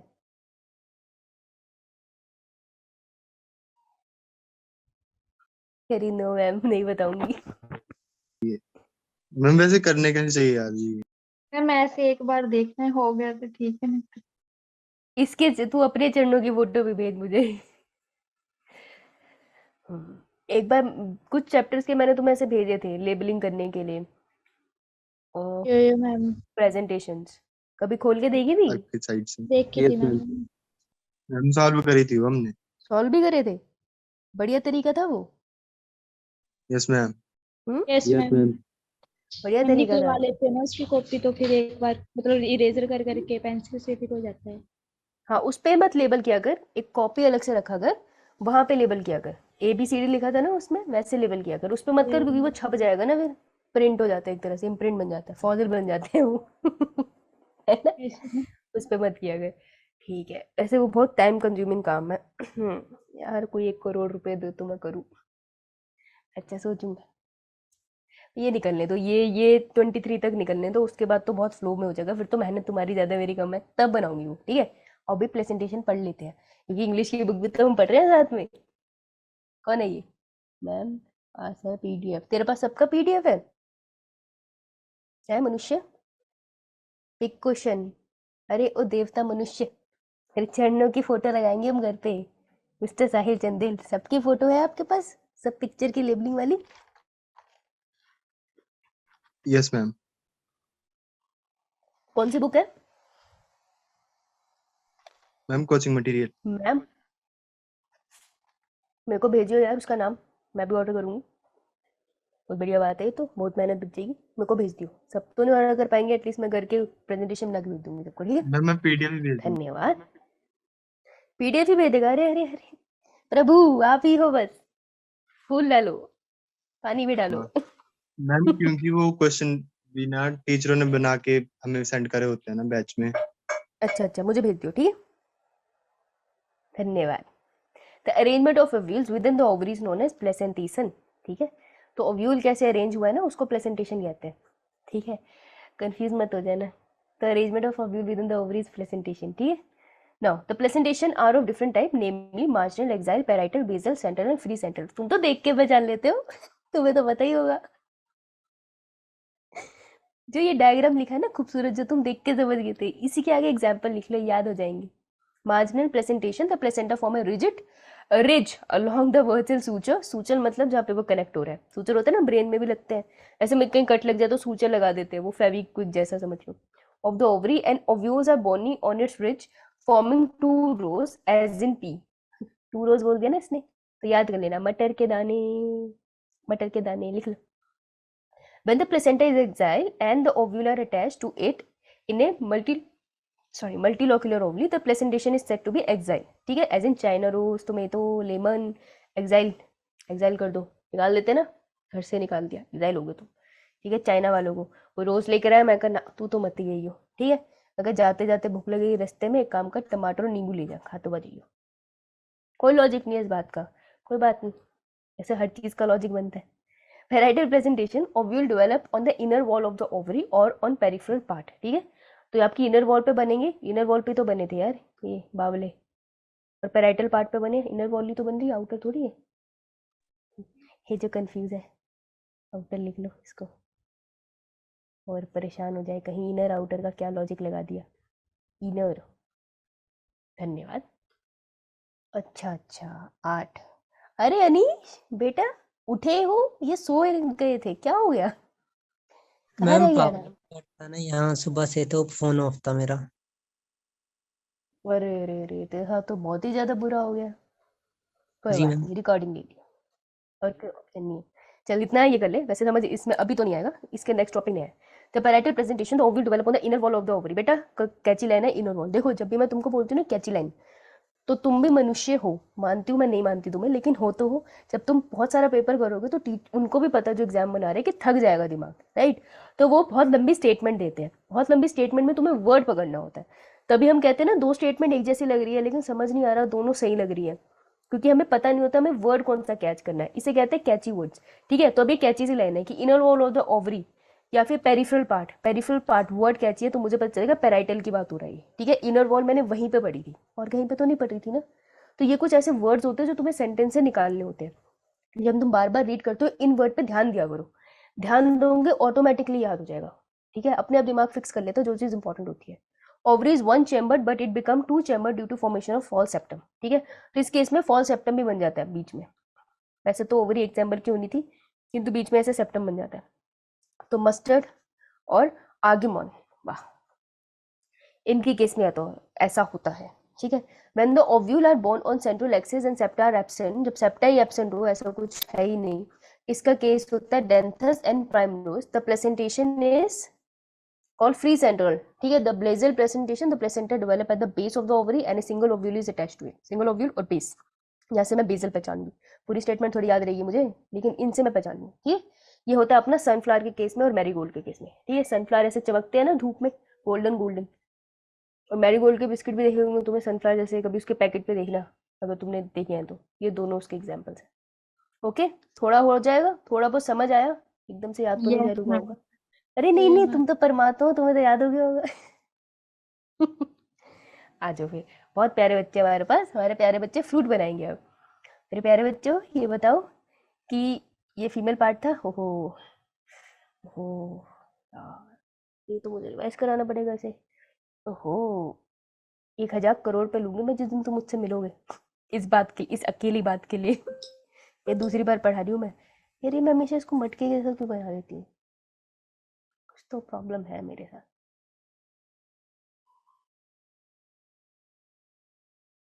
सर मुझे भी कह रहा था, दिन में एक बार अपने आप से बात करनी ज़रूरी है, आप एक इम्पॉर्टेंट इंसान से नहीं तो नहीं मिलोगे। जब वो कह रहे थे तब मैं सोच रही थी, मैं कहा मैं तो अपने से इतनी बातें करती हूँ, इतना ज़्यादा मिलती हूँ मैं इतने इंपॉर्टेंट इंसान से, कहने की हद नहीं। कुछ सुनने तो लगेगा पागल है। तुम लोग करते हो अपने आप से बातें कभी कभार?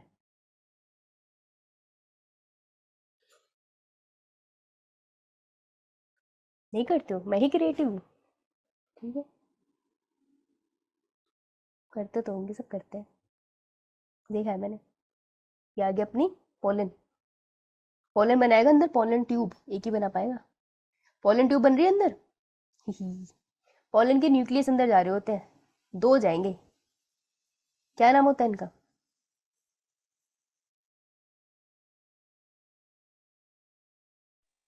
Generative and vegetative. हाँ, जेनरेटिव एंड वेजिटेटिव, बेड़ा गर्क हो तेरा। मेल जंप और स्टो। कभी कभार दिल से निकलता है। ले भाई वेजिटेटिव। तो मुझे बनाना ही पड़ेगा जेनरेटिव। बेटा ये होता है 2 सेल स्टेज, ठीक है। फिर उसके बाद क्या होता है, जेनरेटिव कहता है 2, 2 बना देता है ना ये जेनरेटिव सेल। अब इसे हम क्या कहते हैं, male germ cell. Germ cell. हाँ, और वेजिटेटिव वाला ऊपर ही पड़ा, कह रहा है जो मर्जी कर, मैं तो यहीं पढ़ा हूँ, वेजिटेटिव हूँ, मैं कुछ नहीं करूंगा, मैं सब्जी जैसा हूँ, एक जगह पढ़ा हूँ। ठीक है। वेजिटेटिव एक्चुअल में क्या करता है, ये बेसिकली हेल्प करता है इन द माइक ऑन करके बोलियो मत, कुछ वेट करियो मेरे लिखने का, बहुत चालाक हो तुम सब। इसने बनाई पोलन ट्यूब, बचे दोनों मेल जर्म्स हैं, ये नीचे की तरफ जा रहे हैं, ठीक है। नीचे पढ़िए मस्त तरीके से, क्या उल्टा बनाऊंगी मैं भी, किसी भी एंगल में हो सकती है, पर ये क्या बनाया मैंने। Anatropous ovule. आहा, क्या बात है, मजा आ गया तेरी बात सुन के तो। हे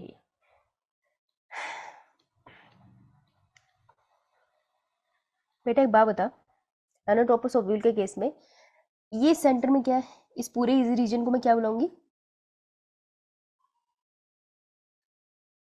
एम्ब्रियो सेक, है ना। क्योंकि इस टाइम पे ये इसकी अरेंजमेंट हो चुकी होगी, यहाँ पे 2 सेल होंगे और एक सेंट, और छोटा बना लेती हूँ कि मजाल है किसी को दिख जाए। हे भगवान, ये रहे पड़े 2 ऐसे सेल जिनके पास ऐसी पूंछ सी है, और यहाँ पर पड़ा है हमारा एक सेल, अंडा छुपा बैठा है। सेंड में पड़े हैं 2 न्यूक्लियस जो आपस में फ्यूज हो गए हैं, और यहाँ पे पड़े हैं 3 सेल्स। भगवान के लिए लेबलिंग करा दो, तुम तो भगवान हो, तुम्हें तो याद होंगे। ये ब्लू वाले कौन से हैं, सिनर्जी। सिनर्जिड्स एगामेन का, अट्रैक्शन अट्रैक्ट करके पोलन ट्यूब को। पर ये क्या है, फिलीफॉर्म फिलीफॉर्म एपरेटस। ओहो,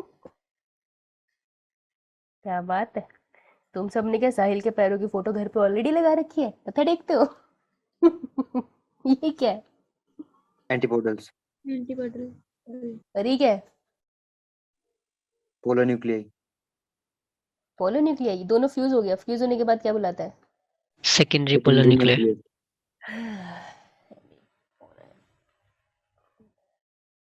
और शॉर्ट फॉर्म, अच्छा अभी शॉर्ट फॉर्म नहीं है, sorry, my bad, I am sorry. ले आओ मेल गिव, एक जाके फ्यूज कर जाएगा इससे, इसके पास ऑलरेडी 2n था, और एक ये भाई n आ गया, और यहाँ पर आके एक किससे साथ फ्यूज करेगा, एक्सेल। एक्सेल से, ठीक है। ये n था, ये भी n था, बन गया 2n, ठीक है। एग के साथ जो फ्यूज करा उसने क्या बना दिया, जाइगोट, और ऊपर जो बना वो क्या बन गया, 2n + n is 3n। 3n को क्या बुलाते हैं, primary endosperm nucleus. Primary endosperm nucleus का काम क्या होता है, न्यूट्रिशन प्रोवाइड करना, नीचे पड़े हमारे एग के पास। अब एग बढ़ता चला जाएगा, उसके साथ साथ वो एंडोस्पर्म को खाता चला जाएगा। ये बात सच्ची है, कुछ गलत तो नहीं बोला मैंने, नो मैम। ठीक है, ठीक है। अगला पेज पे आते हैं, ओके। जब इस तरीके से इसकी डेवलपमेंट होगी, तो इससे पहले जाइगोट बड़ा हो, ये रहा ना अपना जाइगोट मस्त पड़ा है, तो इससे पहले जाइगोट बड़ा हो बेटा, पैन के अंदर बहुत सारी हो जाती है क्या, माइटोसिस। लेकिन माइटोसिस स्पेशल वाली होती है, इसमें क्या होती है, सिनोसिटिक। कैरियोकाइनेसिस होती है, लेकिन साइटोकाइनेसिस नहीं होती, है ना, याद है। Yes ma'am. तो इस वाले को हम बोलते हैं सिनोसिटिक कंडीशन। बहुत सारे न्यूक्लियस मिलते हैं आपको एक ही सेल के अंदर, ऐसा होता है ना, राइट। क्यों, क्योंकि ये बहुत सारे न्यूट्रिशन बना रहे थे। अब जाइगोट जब बड़ा होता जाएगा, इस न्यूट्रिशन को खाता चला जाएगा और अपना अपना साइज इंक्रीज करता चला जाएगा। याद है तुमको, ग्लोबुलर शेप आती थी, फिर हार्ट शेप आती थी, फिर मैच्योर सीड फॉर्मेशन होती थी, कुछ ऐसा करके, याद है स्ट्रक्चर।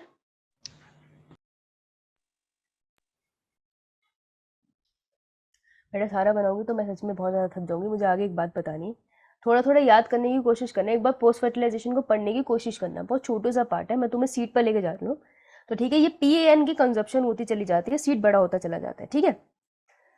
तो एक आपको ऐसे वाले मिलेंगे सीड, तो जो पूरा प्लांट बना सकता है वो एक्सिस ये है, जर्म एक्सिस, ठीक है। एक आपको सीड ऐसे वाले मिलते हैं जिसमें जर्म एक्सिस एक होती है और ये बड़े होते हैं। देखो एंडोस्पर्म तो उसने खा लिया ना, लेकिन एंडोस्पर्म खाने के बाद खाया किसने, एम्ब्रियो ने। तो एम्ब्रियो कुछ एनर्जी तो यूज कर लेता है अपने आप को ग्रो करने में, ठीक है, लेकिन कुछ एनर्जी वो किस में यूज करता है, वो कंज्यूम कर लेता है, मतलब अपने पास रिजर्व करके रखता है। तो किस फॉर्म में रिजर्व करके रखता है, कॉटिलीडन। तो कॉटिलीडन आते कहाँ थे, कॉटिलीडन बेसिकली एंडोस्पर्म से ही आगे जाके बनते हैं, ठीक है। तो एम्ब्रियो खुद ही उसको बनाता है, ताकि जब वो सीड फॉर्म में हो और उसको ग्रो करना हो तो वो फोटोसिंथेसिस नहीं कर सकता, तो वो कॉटिलीडन को खाए।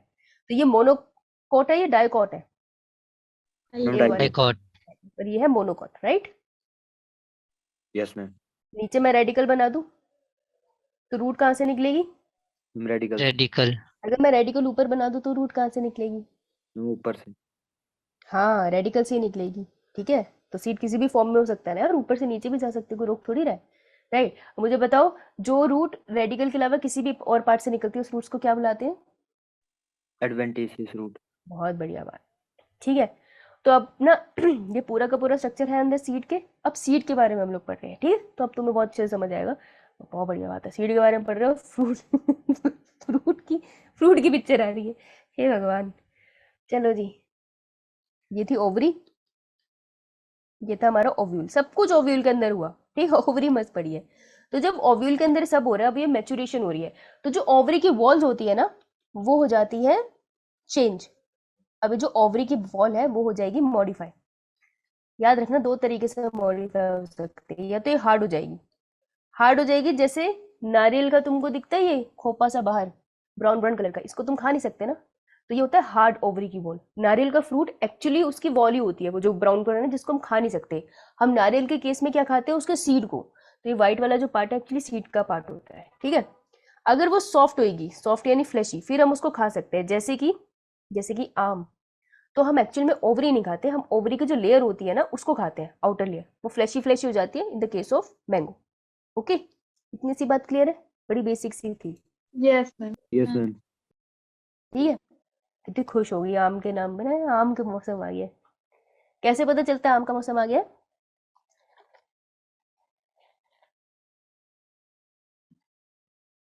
कैसे पता चलता है आम का मौसम आ गया? बेटे टीवी पे कैटरीना कैफ आ जाती है ना माजा बेचने, आम का मौसम आ गया। बहुत बेकार जोक था ना, ऐसे ही होता है मेरे थोड़ी देर के बाद ऐसे ही जोक्स आते हैं। तो fruit is a characteristic feature of the flowering plant, ठीक है? फ्लावरिंग प्लांट में ही फ्रूट बनेगा, क्योंकि फ्लावर के पार्ट से ही तो फ्रूट बन रहा है। It is a mature and ripen ovary, ठीक है? तो ये मेच्योर एंड राइपन ओवरी होती है, जिसको हम फ्रूट कहते हैं। तो ये एक इंपॉर्टेंट लाइन है, मेच्योर, और मेच्योर को हम पकी हुई ओवरी भी कहते हैं। राइपन मतलब पकी हुई ना, फ्रूट्स आप पके हुए खाते हो, ओवरली पके हुए नहीं खाने चाहिए और कच्चे भी नहीं खाने चाहिए, दोनों का नुकसान होता है। डेवलप्ड आफ्टर फर्टिलाइजेशन, बेटा जो फ्रूट है ना वो फर्टिलाइजेशन के बाद बना है, पहले नहीं बना।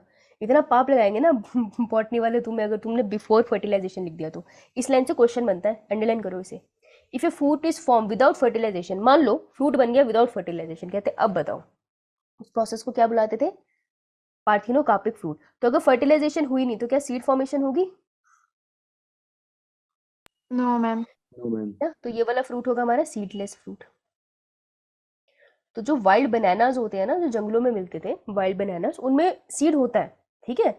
अभी भी आपको वाइल्ड बनाना में सीड मिलेगा, उसमें पार्थिनोकार्पिक करा करा के उसको सीडलेस बनाया गया है हमारे कंजप्शन के लिए। वाइल्ड वाले अपन कंज्यूम भी नहीं कर पाएंगे, पचेंगे नहीं हमें जनरली, ठीक है?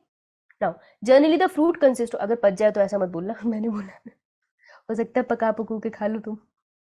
Generally the fruit consist of A wall और पेरिकार्प एंड द सीड्स, ठीक है? तो फ्रूट के पास क्या होता है? एक वॉल होती है जिसे हम कहते हैं पेरिकार्प। तो बेटा जो वॉल की बात हो रही थी, क्या बोलेंगे हम उसको? पेरिकार्प। मुबारक हो, नाम आ गया और अंदर उसके होता है seed. The pericarp may be dry और फ्लैशी। अरे यही बात बोल दी इसने, हार्ड बोल दिया इसने इसको ड्राई की जगह। ले, खुश रहे। But pericarp is thick and fleshy, thick है और फ्लैशी फ्लैशी है। वो डिफरेंशिएट हो जाता है into epicarp, middle mesocarp and inner endocarp. देख रहे हो तुम? अब वो कह रहा है इसको भी और अच्छा मॉडिफाई कर लो, वो कह रहा है मैं तुम्हें और डिटेल में पढ़ाऊंगा बस ये खत्म होने वाला, परेशान ना हो, ठीक है? उसके बाद तुम ऐसे उछल कूद करने जा सकते हो। अच्छा एक बात बताओ, जब इतना सारा पढ़ के जाते हो तो एग्जैक्टली क्लास के बाद क्या करते हो? मैं जानना चाहती हूँ। बहुत इंपॉर्टेंट क्वेश्चन है, 4 नंबर में आ सकता है, बता दो, खाना सच खाने बता। का भी। खाना खाते हो? बाकी सब? ये बच्ची तो खाना खाती है, ये बच्ची मेरी जैसी है, मैं भी खाती हूँ। डिनर मैम, मैं खाना, हाँ भाई साहब। उसके बाद तो ऐसी भयंकर भूख लगती है ना, पेट से अलग सी आवाजें आ रही होती है, लगता है पेट के अंदर 3-4 बच्चे बोल रहे हैं मम्मी खाना खाना नहीं तो गाना। ये कौन है यार, ये कौन है जो मैं? अनीश, गुरप्रीत, हेमराज तो हमारे पास पहले ही थे, मुस्कान भी हमारे पास, संजना, राबिया, साहिल। कोई है जो आ जा रहा है? भाई साहब मेरे पेट से तो कल ऐसी आवाज आई थी ना, पता नहीं क्या हो गया। मैं मम्मी खाना, मेरी मम्मी ने मेरी शक्ल देखी, इतनी सी हो रही है, यार रुक जा देती हूँ तुझे खाना। उसके बाद बेड पे मैं तो ऐसे लेटे थोड़ी देर के लिए, मैंने कहा, बहुत सारा हो गया आज। मेरे साथ तो ये होता है, मुझे तुम्हारा पता नहीं। देखो सच तो यही है, हम भी थकते हैं। ऐसे तुम ज्यादा थक रहे होंगे ना, तो तुम पूरी क्लास में सुन रहे हो। स्टूडेंट भी थकते हैं, नो डाउट, टीचर भी थकते हैं, ऐसी बात नहीं है।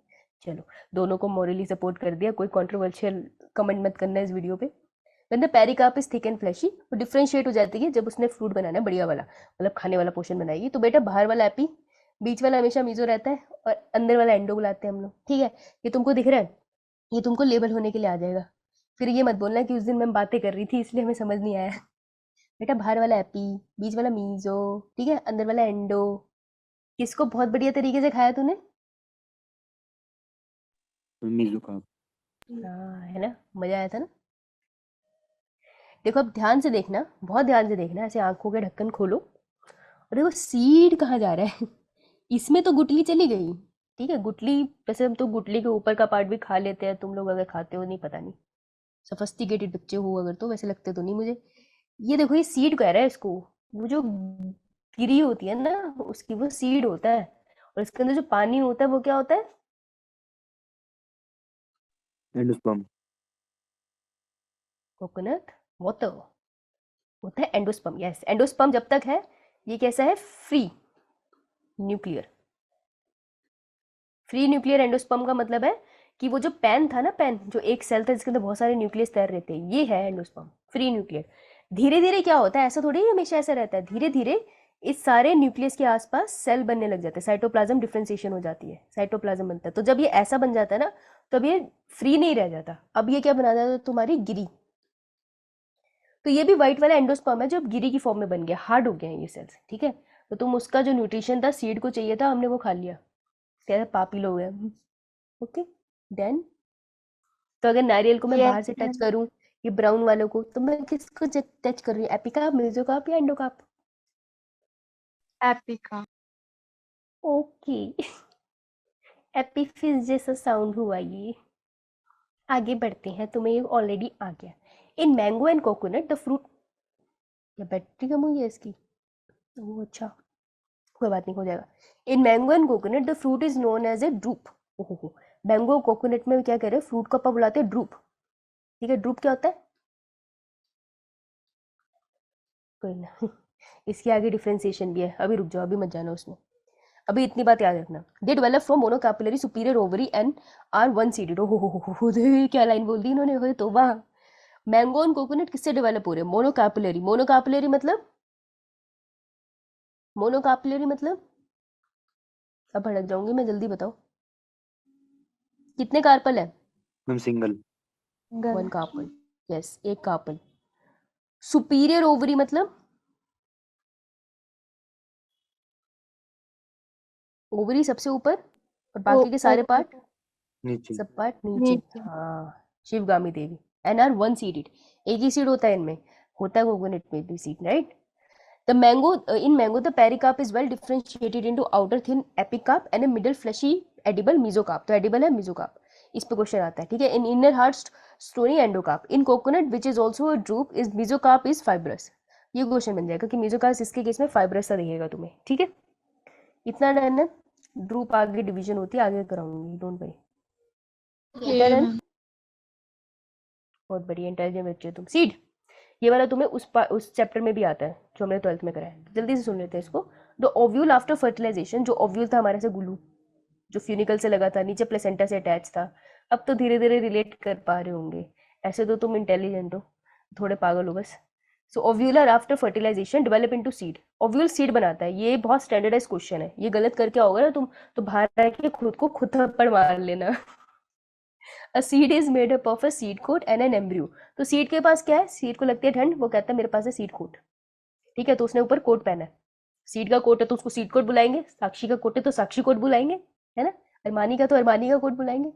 और अंदर उसके क्या पड़ा होता है अपना मस्त एम्ब्रियो। फर्टिलाइजेशन के बाद बात हो रही है ना, उससे पहले होती तो मैं उसको एग बोलती, तो आफ्टर फर्टिलाइजेशन बोल रहा है, कंफ्यूज मत होना। The embryo is made up of radical, embryonic axis and one और टू कॉटिलिडन, ठीक है। तो एम्ब्रियो किससे बना होता है? रेडिकल से बना होता है, एम्ब्रियोनिक एक्सिस से बनाया था ना, समझते हो ना तुम इसे? Yes, radical, ma'am. Embryonic axis, embryonic axis लिख देती हूँ, ये इतना फैंसी वर्ड मैंने लिखा नहीं था पीछे। और कॉटिलीडन हो सकता है भाई, एक दो दोनों हो सकते हैं। तो वन कॉटिलीडन है, वन कॉटिलीडन वाला सुन लो भाई। वन कॉटिलीडन को हम बोलते हैं मोनोकोट। मोनोकोट। बीट एंड मेज हम पहले भी कर चुके हैं ये, ठीक है। और डाइकोट में ग्राम एंड पी। डाइकोट, अरे डाइकोट तो मटर का दाना तोड़ के देख लो, 2 कॉटिलीडन में डिवाइड हो जाता है वो। स्ट्रक्चर ऑफ ए डाइकोटिलीडस सीड इन्होंने एक्सप्लेन किया है, इसकी लेबलिंग आती है और इसमें ना मोनोकोट की लेबलिंग आती है। Covering of seed is good, उसने जो कोट पहना हुआ है। The seed coat has 2 layer, इसकी भी 2 लेयर है, ठीक है। आउटर वाली को टेस्टा कहते हैं, इनर वाले को टेगमन कहते हैं, ठीक है। तो जो बाहर वाली है आउटर लेयर, वही तो टेस्ट कर रही है ना कि एनवायरनमेंट के लिए कितना सुटेबल है वो। टेस्टिंग जब उस कोट की होगी तो वही टेस्ट करेगी। तो अगर सीड कोट है तो उसकी आउटर लेयर को हम बोलेंगे टेस्टा, इनर वाली को हम बोलते हैं टेगमन। नाम इंपॉर्टेंट है एक्चुअल में, ये बहुत इंपॉर्टेंट पार्ट है। ये एंड में आते आते सब बच्चे बेहोश हो जाते हैं, वहीं से एग्जामिनर क्वेश्चन डालते हैं पापी कहीं की। The hilum is a scar on the seed coat through which the developing seed were attached to the fruit. तो बेटा फ्रूट और सीड जिससे अटैच होते थे वो उस पॉइंट को हाइलम कहते थे। बहुत अच्छे से तुम्हें 12th वाले डायग्राम में दिखेगा ये। अबव द हाइलम इज, अब हाइलम के अबव पड़ा होता है ऊपर माइक्रोपाइल। माइक्रोपाइल वो रीजन है, वो छोटा सा छेद है जिसके थ्रू क्या आएगी, पानी और गैसियस एक्सचेंज सीड में इसके थ्रू होता है। With in the seed, within the seed coat is the embryo, हमें पता अंदर एम्ब्रियो पड़ा है, consist of an embryonic axis and 2 cotyledons। ये तो डाइकोट की बात हो रही है। The cotyledon are often fleshy and full of reserve food material। तो cotyledon obviously fleshy होते हैं, बहुत सारा खाना होता है उनके पास, बहुत सारा, abundant, भोजन ही भोजन। At the 2 ends of the embryonic axis are present radicle and plumule, ठीक है। तो एक तरफ पे रेडिकल लगा दो, एक तरफ पे प्लूम्यूल लगा दो। रेडिकल से निकलेगा फ्यूचर रूट और प्लूम्यूल से निकलेगी फ्यूचर सूट। शूट इट, सोना नहीं, सोना नहीं, उड़ जाओ। In some seeds such as the castor, the endosperm formed as a result of double fertilization। Double fertilization होगी इस केस में।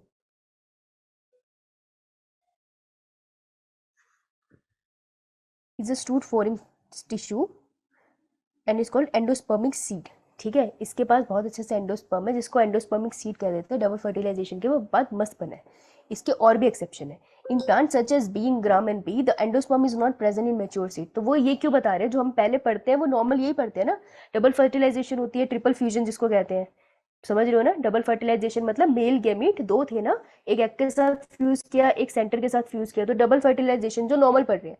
तो नॉर्मल वाले की बात कर रहे हैं कि वो जो सीड बना हम उसको एंडोस्पर्मिक सीड कहते हैं, क्योंकि उसमें बहुत सारा एंडोस्पर्म होता है। किसके केस में होता है ये, एग्जाम्पल है इसका कैस्टर। कैस्टर को अंडरलाइन करो, क्वेश्चन इससे आएगा, ठीक है। लेकिन हम ये भी देखते हैं कि जैसे बीन्स होती है, ग्राम होती है एंड पीज होती है, इनके केस में क्या होता है, जो मेच्योर सीड होता है उसमें एंडोस्पर्म नहीं बचता है खास, तो इन्हें हम कहते हैं नॉन एंडोस्पर्मस।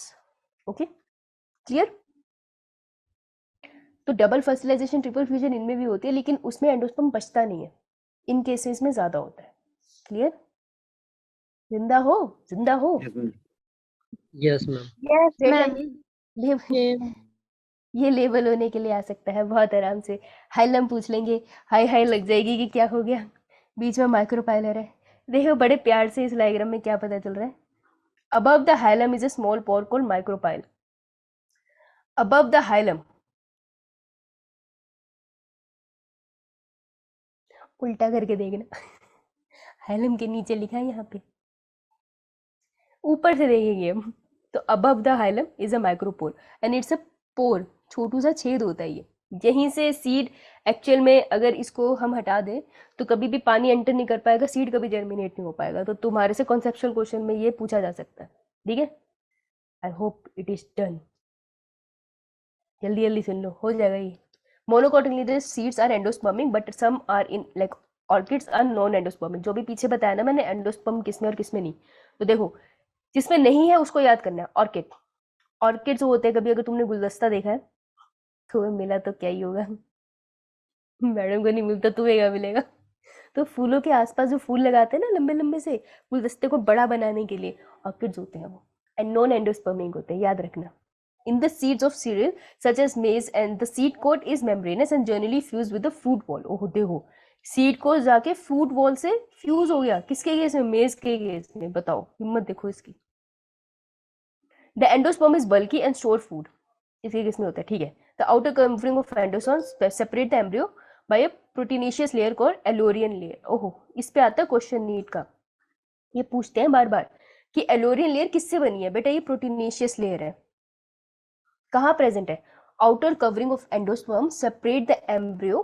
तो आउटर कवरिंग ऑफ एंडोस्पर्म से एम्ब्रियो अलग हो रहा है, यहाँ पे बनाई है इन्होंने।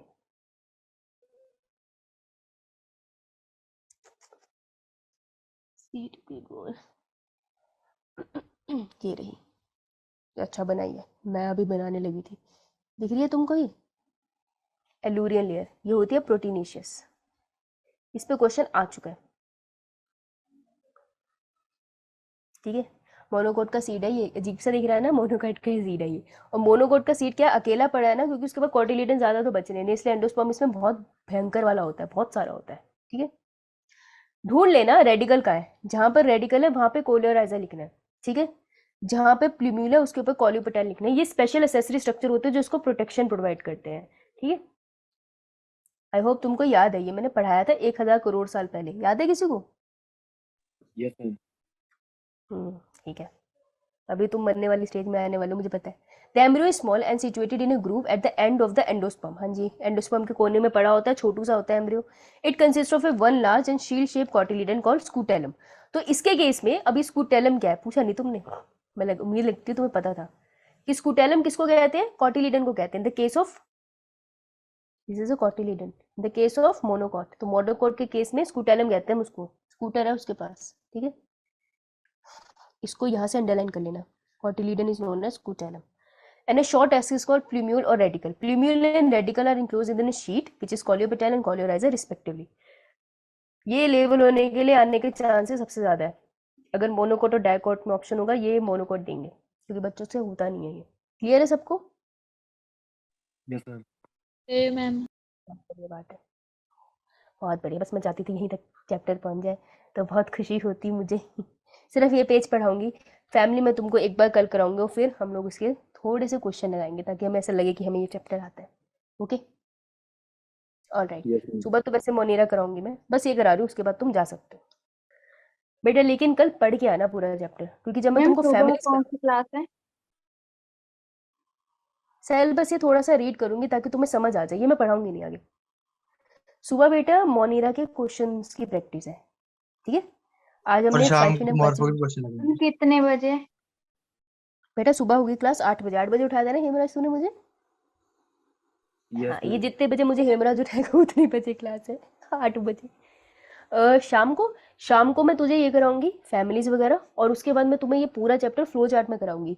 वो सिर्फ तब पॉसिबल अगर तुम पढ़ के आओ, क्योंकि जब बोलूंगी मैरीगोल्ड, अगर तुमने नहीं बताया ना मैरीगोल्ड कहाँ पढ़ा है, तो फिर फायदा नहीं होगा इसे पढ़ने का। अब ऐसी एज नहीं है ना मैं तुम्हें डांटूं और तुम मेरी डांट सुनो, तो तुम्हारे ही नुकसान है। पढ़ के आना इसे, बहुत शिद्दत से पढ़ना इसे, ठीक है। कल शाम तक का टाइम है तुम्हारे पास, ऐसे पढ़ के आना कि मैं भी सरप्राइज हो जाऊँ इतने अच्छे से कैसे याद है। ओके, नाउ सिर्फ टेक्निकल टर्म है, थोड़ी सी सुन लो, मैं पढ़ाऊंगी नहीं इसे, प्रॉमिस, कल ही पढ़ाऊंगी। Various morphological feature are use to describe a floral plant. Floral plant को ना ये सिंपली सिंबल में लिख लेते हैं, ठीक है। कुछ फॉर्मूला लिखते हैं ये और उसका सिंबल बना देते हैं, उसको देख के पता चल जाता है कौन सी फैमिलीज है, ठीक है। तो फैमिली के ऊपर बनता है ये। तो तुम्हें याद है ना, स्पीशी, जीनस, फैमिली। तो फैमिली पहचाननी है ना किसी फ्लावर की, तो आप इन दोनों चीजों से पहचान सकते हो। बॉटनिस्ट के लिए ये बहुत यूजफुल चीजें हैं, okay. The plant is described beginning with its habitat, vegetative character, root, stem, leaf कैसी होती है, then floral character, inflorescence of floral parts की बात होती है। After describing various part of plant, the floral diagram and a floral formula are presented. सब कुछ होने के बाद ऐसे उसको रिप्रेजेंट करेंगे। तो जब भी हम फैमिली पढ़ेंगे ना, बहुत सारी थ्योरी पढ़ेंगे, इस पे ज्यादा ध्यान नहीं देना, ध्यान देना फ्लोरल डायग्राम पे और फ्लोरल फॉर्मूला पे। तो floral formula is represented by some symbol, बस ये इसी पे ध्यान देना था हमें, ऊपर की लाइनें भूल जाओ, ठीक है। जब भी फ्लोरल फॉर्मूला में आएगा BR, जैसे तुम लोग को याद है पेडिग्री चार्ट किया था तो उसमें कुछ सिंबल थे ना, यहाँ पे भी कुछ सिंबल है, बस सुन लो एक बार। BR stand for bracteate. Bracteate किसको कहते हैं, कौन से फ्लावर को ब्रैक्टेट कहते हैं, जिसके पास क्या होता है? रिस्ट्रिक्टिव कलेक्शन कोरेला सेंट होता है इसमें, नहीं बेटा, रिड्यूस ब्रैक्टेट करते हैं आप मतलब फ्यूज्ड होता है मैम उसमें ना वो।